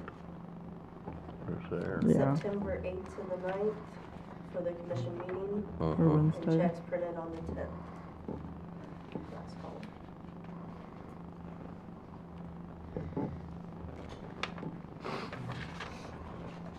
And I think that should, I haven't heard yet, but that should also in December coincide with the KAC. Because it's not the first week, so it should be that in-between week, so that should be good. If they keep it that way. I'd like to just insert my opinion too. I think we need to start our meetings earlier. And then 2 o'clock. It just gets late and I know it's inconvenient for the clerk to stay later than that. I have no problem starting at 1, Okay, if that's easier for everybody else. we can talk about that when we reorganize, but I just wanted that kind of out there. I think it would help, especially this time of the year. If we go long, then we're going home after dark, which I don't like either. So, They'll be killing all the deer off tomorrow. yeah, right.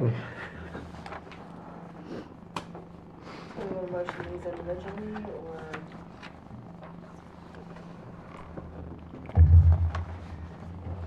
I think we should come back with clean slates and approve, Everything. Next meeting? yeah, So let's do whenever. that. Okay, so next one is, let's go ahead and move fund run holiday.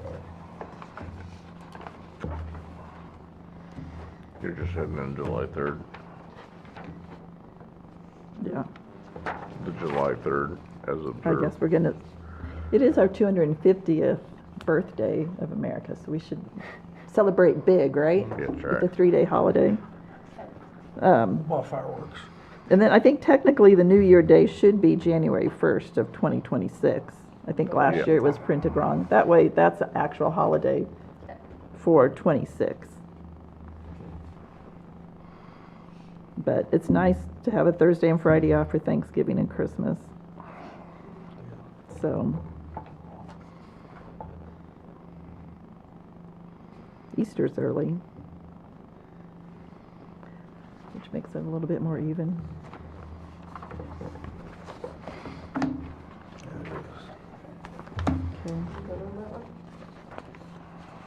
So this one here, the budget schedule is new.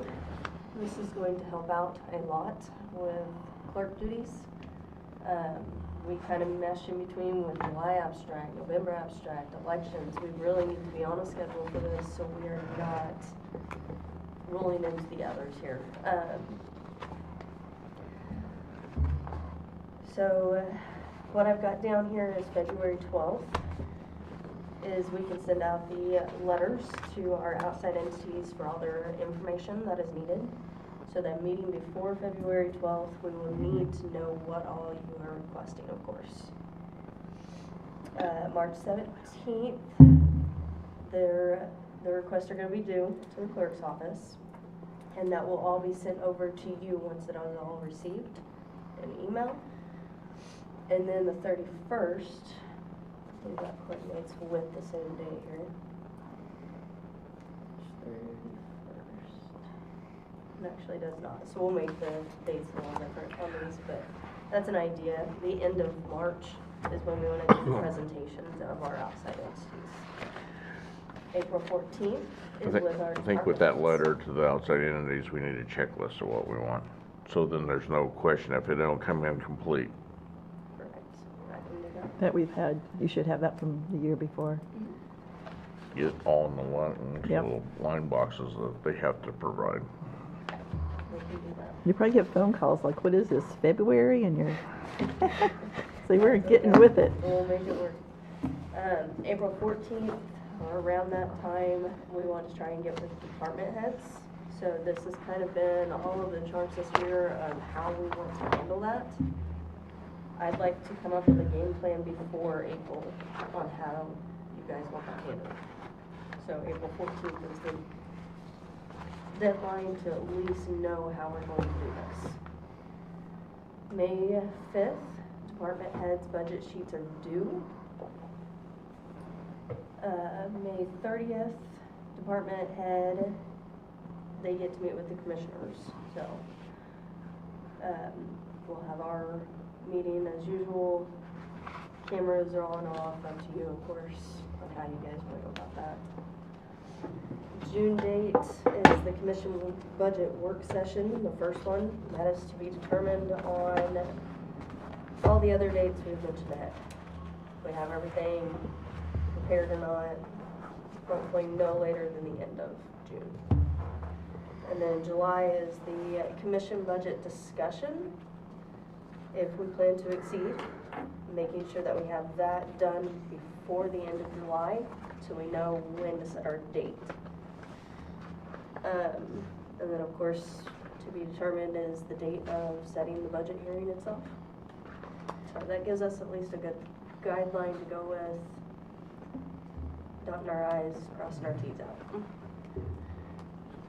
Is there anything you'd like to add or? Sounds good. Yep. It's good to have a plan. Plan. We'll bring those back for our next meeting to be approved.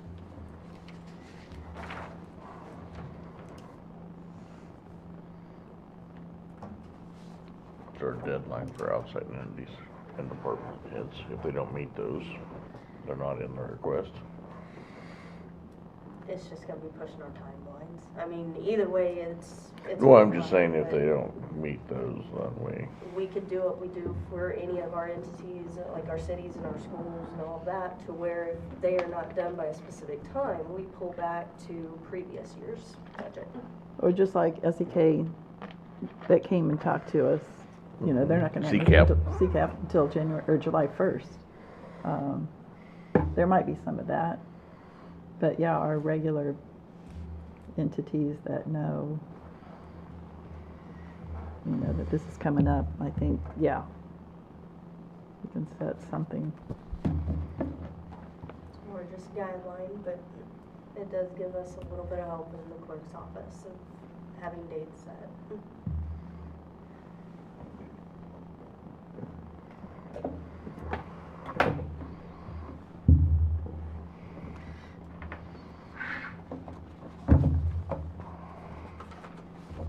financials. Okay, this might take a little bit. But, let's see.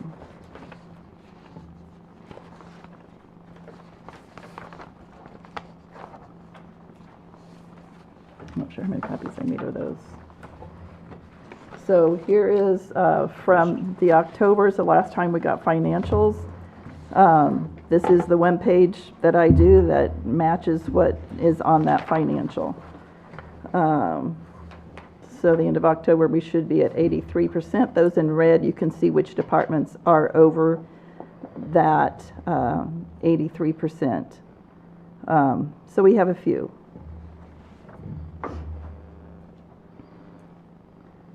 We're still working on getting the budget correct in CIC. You can see those that are in red don't exactly match.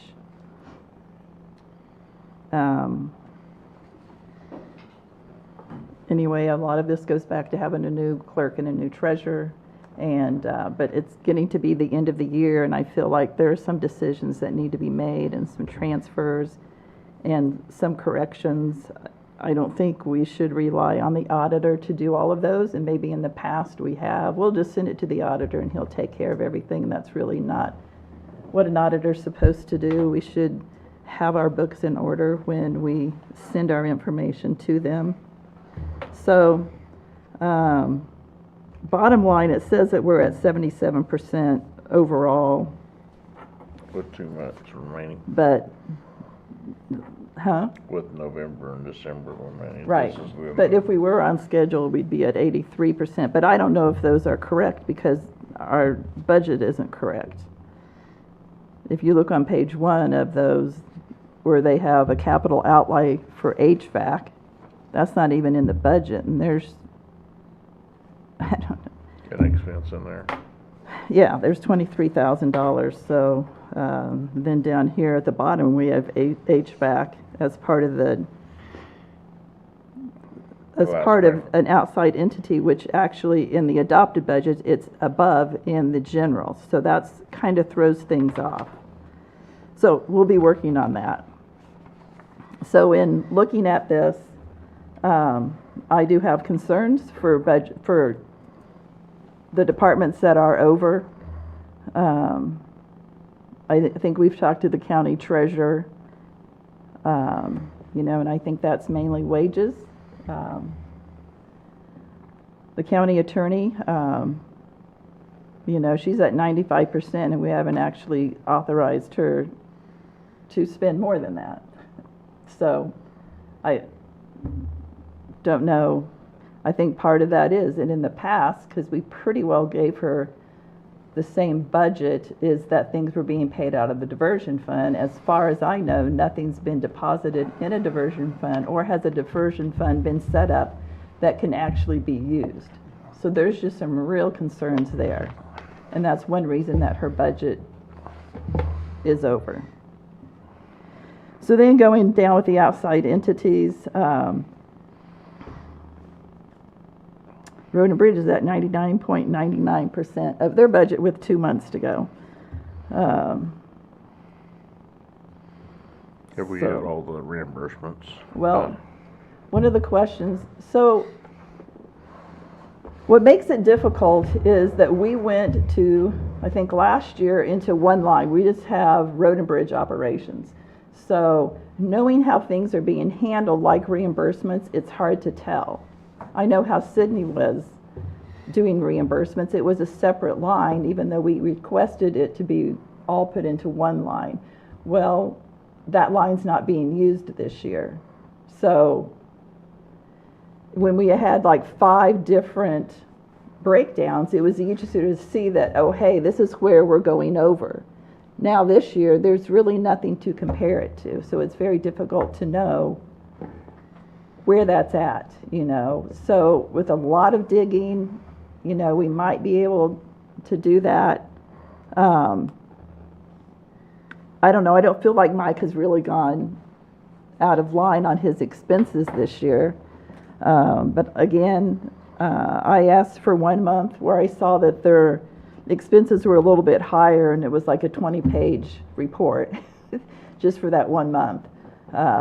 and then having to ask exactly what is this, you know, was, I don't know. I think it would be helpful to go back to the breakdown where we have like 5 different categories where we can see a little bit better of how things are being spent. I'm not for sure what the reasoning was to go to one, you know, like the sheriff's department. I think it was mainly for transfers, like if they're getting over on their employee expenses or salaries or something, we were able to just have that one line on, and we could move money, you know, within that department what their total budget Well, we was. have 2 lines. I should say we have 2 lines because we still have employee. And I don't see how we Services. can with being short so many employees in that department. Well, and it doesn't make sense that wages are above what they were last year. So I can tell you one reason is that I feel like there's not enough wages being put into solid waste. I have a breakdown of like these reports that we get from Cindy. So solid waste, of course, we have cut back our hours now, but we still are getting 18 hours a week, which is 36 hours a pay period at $18 an hour. That's $648. So the one that she just gave us has $385 for solid waste for this last pay period. We had several pay periods where solid waste didn't have any. So that's just one little thing that we could look at. So I kind of want to go back here then. We talk about this. Also, with the closing of the North River Bridge, kind of see where that money is. So I've put information together for everyone. Hope this isn't too detailed. So it's the first page here. That's kind of a breakdown here, and this kind of helps us to see if we want to transfer money. Then each one of the pages following, I have a page number here on the right. So as of today, or as the end of, well, as I was preparing this, if you look on the end of September, there still was a couple of KDOT deposits that were still out. But if all of the bridges invoices that we've paid and KDOT's supposed to reimburse us, we have $157,000 in that account. On these invoices, so you can see on page 1, this is how I came up with that, $157,000. That's after those 2 reimbursements that aren't in, but should be coming in for that. We did get on November the 7th transfers that we had put in our adopted budget, but the $1 million from the pilot fund was not put in the special bridge because she said, well, I did that in December. But as you can see back here, we actually authorized $2 million to be put in there. And so nothing's been put in there this year. So that's why we're at $157,000. So on page number 2, you can see that at the end of this last invoice that we paid, work to be done there on the left is $280,000. On the next page, it shows where KDOT is telling us how much they still outstand. So the most they're going to pay is $5,400,000. They, at the end of this reimbursement, have paid $5,250,093. So that leaves an outstanding balance for them to pay $147,906. So that difference is outstanding for bridges is $132,292.67. On the next page, you can see where CFS, at the last one that we paid for them. Kobe, I am so sorry. I had a copy for you of all of this that you need. You handed me. Oh, I handed you your copy already. Please welcome to this. You need to give this, to pass this on to Mike. I told him I was going to do it. So on page number 4, you can see at the bottom, CFS, their total was $553,000 total. So far, they've invoiced us for $480,000, so they have $72,000 left, which then puts, if we pay those 2 outstanding, I can see that I misspelled standing, sorry. the special bridge account will be $47,000 in the negative, which that's why we budgeted to have another $1 million put in there. And you can see we actually, on page 5 and 6, in 2024 and the budget for 2025, put $2 million. In 24 and 25, we've only put $1 million in there.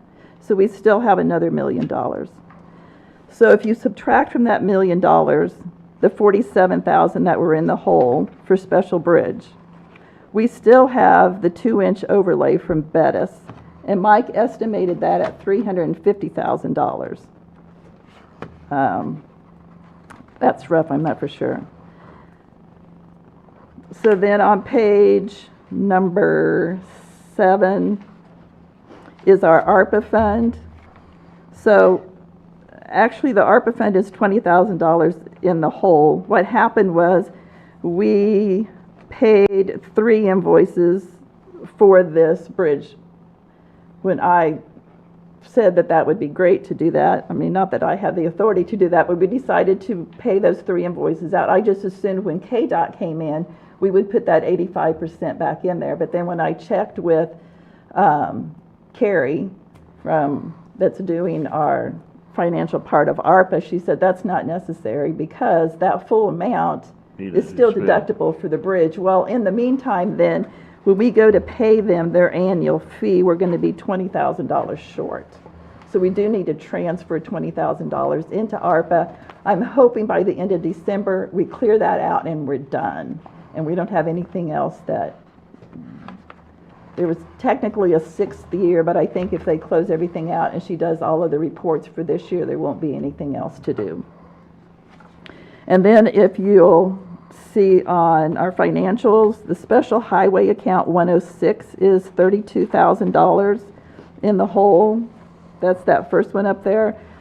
I don't know, we were doing the overlay on Galesburg, doing some things, we did the striping and stuff, and we had a couple of invoices come out of there, and I guess we didn't have enough money in there to handle those invoices, so we were okay at the beginning of the year. Now we're $32,000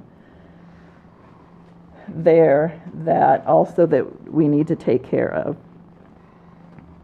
And then I estimated for the 2 months of November and December road and bridge budget, I don't know, I budgeted $250,000. We will get $90,000 from KDOT for the special highway. So their average for this year has been a little bit higher than that per month, but I think that probably would take care of November and December, which would, out of that $1 million, would leave $300,000. Now, we could take, I think the Bettis 2-inch overlay actually could be taken out of the road sales tax. So the very last page, well, you can see page number 8, we have $1.1 million in the road sales tax. The last one kind of breaks down. And that's also 2 months behind, too. It is 2 months behind. I'm averaging on the last page, we've been getting about $134,000 a month. So we actually would bring in $1.5 million for that sales tax, and that's kind of what we had been estimating. We have paid a couple of invoices out of there. And at the bottom, these are the approved projects. So the bridge southeast of Thayer is our first, I think, KDOT project. 30th Road. And I think that it's an estimate of $150,000 is our part. Then the North Island Bridge is $600,000. And then the 2-inch overlay to finish the Galesburg Road is approximately $400,000, which basically spends the money for this year. But, you know, looking at these projects, like this one took 14 months, you know, we're going to collect more money. So if we wanted to, we could take the 2-inch overlay on the North River Bridge project on North Elk Road and take that out of the sales tax. That would leave then half of that $1 million still available if we come short on other departments for their budget also. We could somewhere, you know, spread that around. Again, some of those are like law enforcement, the juvenile detention is up, and so is security. We ended up, I think, paying 2 years instead of 1 year, but we only budgeted 1 year. Well, we've got to come up with that difference of $16,000 somehow to balance that account. Those are things that I think as we get November financials, we can look at it closer, and then I'm glad we're going to meet at the end of the month also, and we can make any transfers that we need to for the end of the year. So, any questions? It's a lot of information, but I thought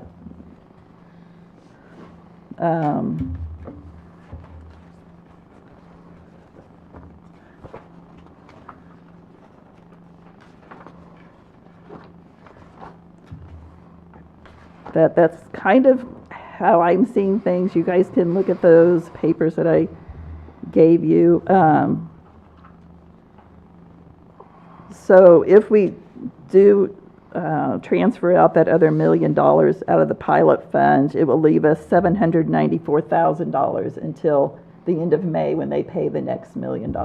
Now, we didn't transfer any of the pilot fund in our adopted budget for next year, which is good. So we still have that money sitting there, hopefully. So those are some things I think we need to keep an eye on. Looks like both the health department and the sheriff's office are under due October. Health department. But I think the sheriff talked to us about some upcoming Right, I expenses. just So, said yes, if he maybe covered 16,000 out of that if possible, so, we'll see. Yeah. yeah. So 'Cause he's with and- 30% with 2 months left Yeah. of the budget, so. So, I don't know, also with the courthouse general being so over budget, also, like, I think we're gonna have to keep an eye on that, of make sure that we don't go over just on the general budget. Well, and this being the transition year to the 12 months is kind of giving it a different light that we haven't. It is. I think that's really affected things, which I wanted to bring up when Cindy was here. If we have a whole pay period on that 1st of January, I think we should probably put that in the 13th month. And then we'd be starting January payroll with January payroll. It's not that we can't use the 13th month. We kind of just set that, I think, for we didn't want department heads to have all of these expenses that we don't know about till March, because everything is so tight. But I think it would be helpful to have that payroll put into December, then we can start January 1st. And we went to the conference over in Pittsburgh, and he wasn't too sure about not having a 13th month, but I think it was just circumstances last year. Anyway, I think it will work out. And as we can see here, if we need a little bit more funds to get by, we have those, but it's going to straighten everything out. And getting all the corrections and TSC will help a tremendous amount too. Well, so like you gave me the financial through the 14th. Yeah, November 14th. There's It's the last day there's of it. still $2.6 million in the Shaw Elk Road debt service. That haven't been transferred or. So, looking at, some of these, it's just confusing.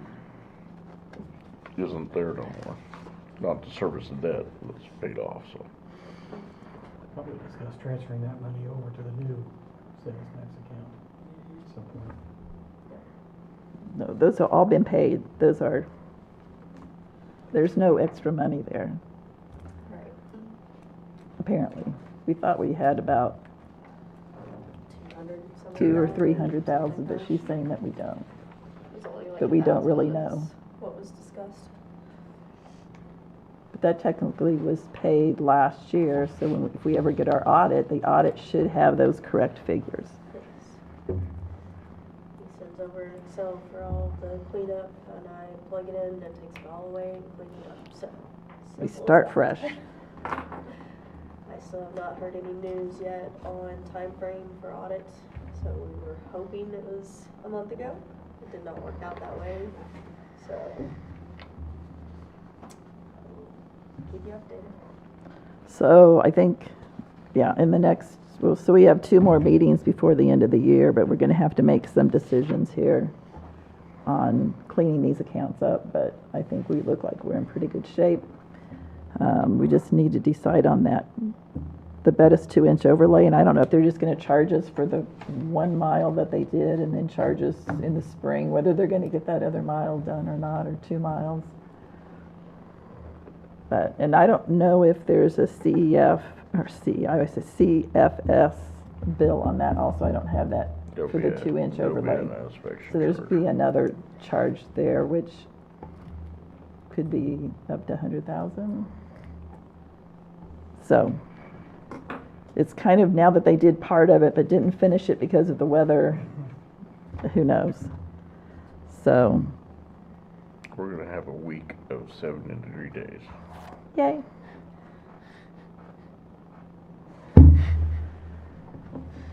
Well, someone said that whatever day of the month that it snows, that's how many snow days we're gonna have, and it snowed on the 1st, so we should be done with the winter, right? Yeah.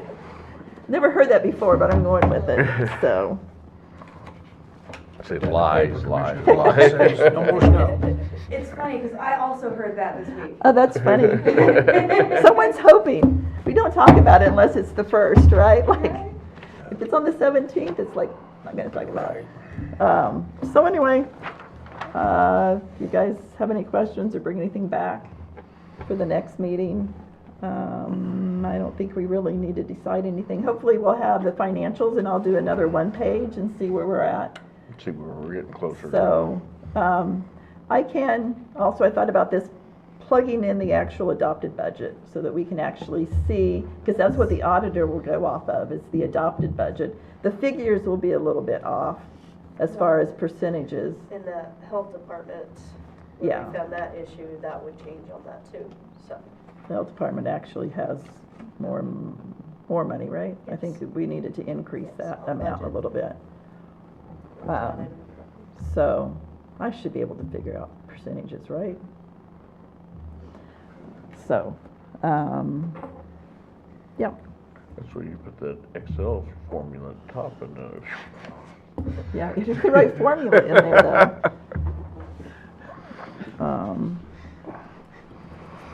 I appreciate So- that. Yeah, that's a lot of work, so. Yeah. I just have to get things kind of straightened out and kind of see where we're at, so If you have better numbers to work with, it'd probably help a lot. we're getting there.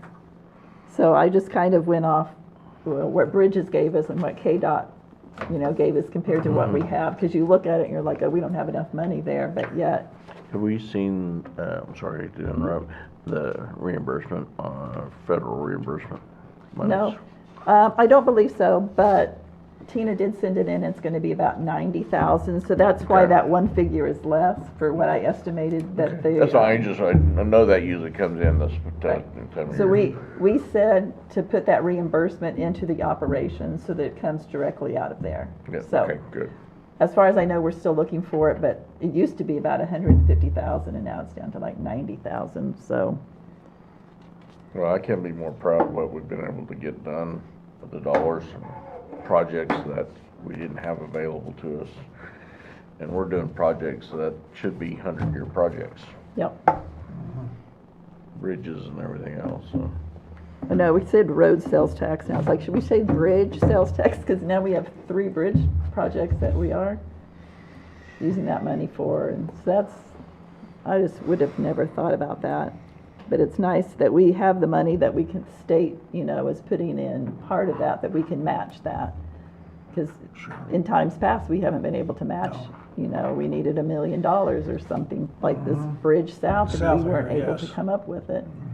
So it's just, it'll be an interesting year with all of the wage increases, but not going over on the property tax of how we handle everything. But I think even looking at that, it looks like we're in good shape, so. Well, as far as these projects we're doing, it's gonna take away years of nobody having to actually fund them in the future. Very true. Pay interest for 15 years. Thanks for bringing that up. Okay. So talking Hey, about financing. it was gonna be 30 years. Still was a It was lot of gonna money. be 30 It was a years. lot of money. So next meeting, we'll open bids for the graders, so we can technically say that we're debt-free right now. But I know he's gonna deliver those pretty soon, I think. So we've already got one bid in, so that will be nice. And then if we also award the insurance, so it'll be, I think, a busy meeting. Probably next next two week. might be a little, And we might even get a final bid from Bridges, or an invoice from Bridges, so we'll have definite numbers. We did a little bit of extra work, I think, on rock on both ends, but I think that's already been figured in. But Mike thought that was like, the seating will be, they're covering it, so okay, it's split between the contractor and the inspector. okay. Well, it's been, I think, I Nice don't know having how the the bridge split open. went, but it's being covered by the inspection and the, okay. Well, we should, I mean, I think Bridges is out of here, so we should get a final bill. It'll just see, it's nice to get that final bill, because I'm always like, there's always other bills that come up, but we've covered those. But, so it was a 14-month project. I looked back, it was the end of September of '24 when we closed that. So, can't believe it's been that long, but yet I think it's pretty quick for, the size of that bridge. oh yeah. Yeah. So, and I think having the trees trimmed back has really just improved the Make a safety lot of more that safety, road. yeah, So it looks sure. really nice. And then having the 2-inch overlay, and then we'll get it striped also. So, Did some research on the traffic counter. Have not heard back yet this week, so. oh, that would be interesting. So, We have a willing provider to help us through that process, so. okay.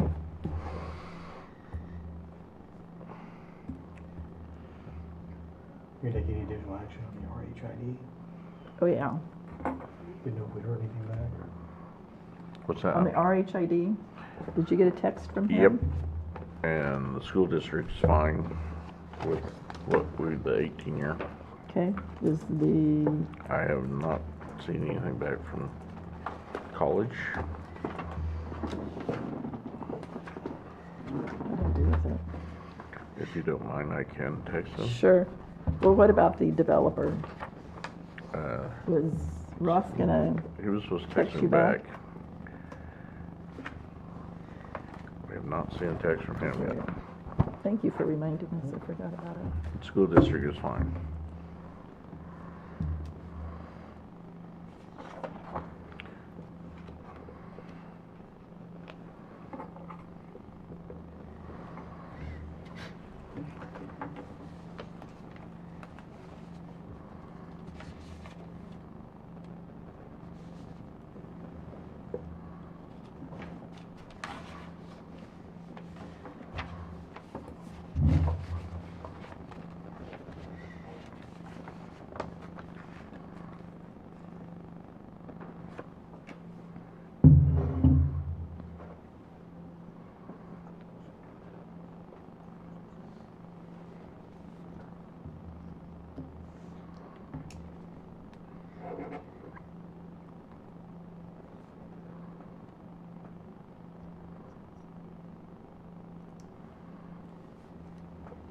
We'll break first and then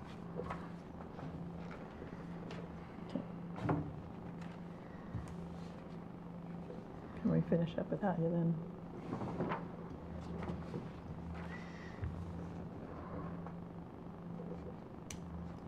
I'll make a motion that we recess for 5 minutes.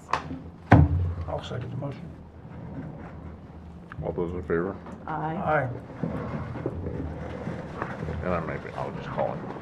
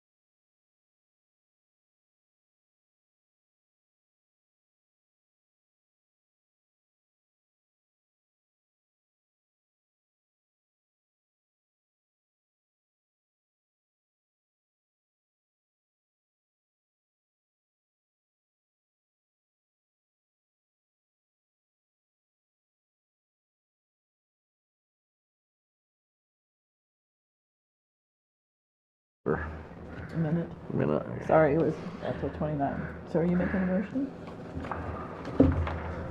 I'll let you.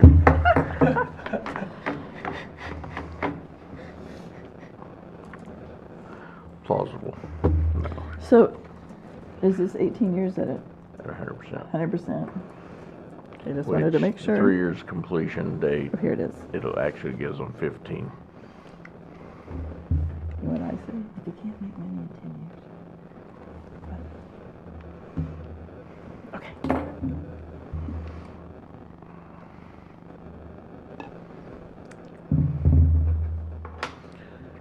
Back in? All right.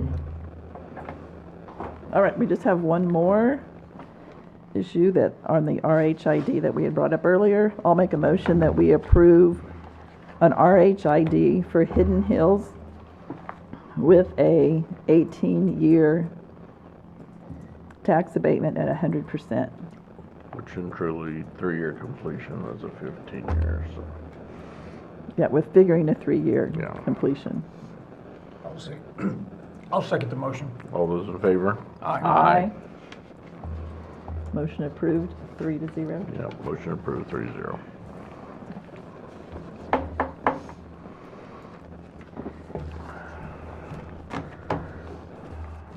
There's many hours of conversation, I will just tell you that. I appreciate that.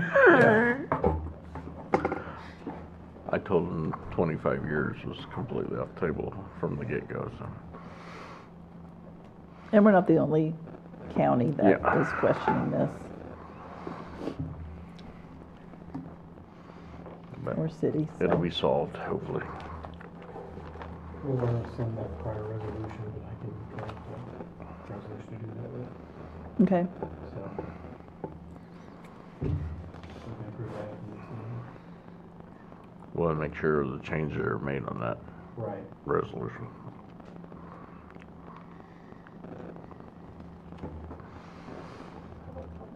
Hmm. Oh, I'm sorry, public comment. Shirley, anything?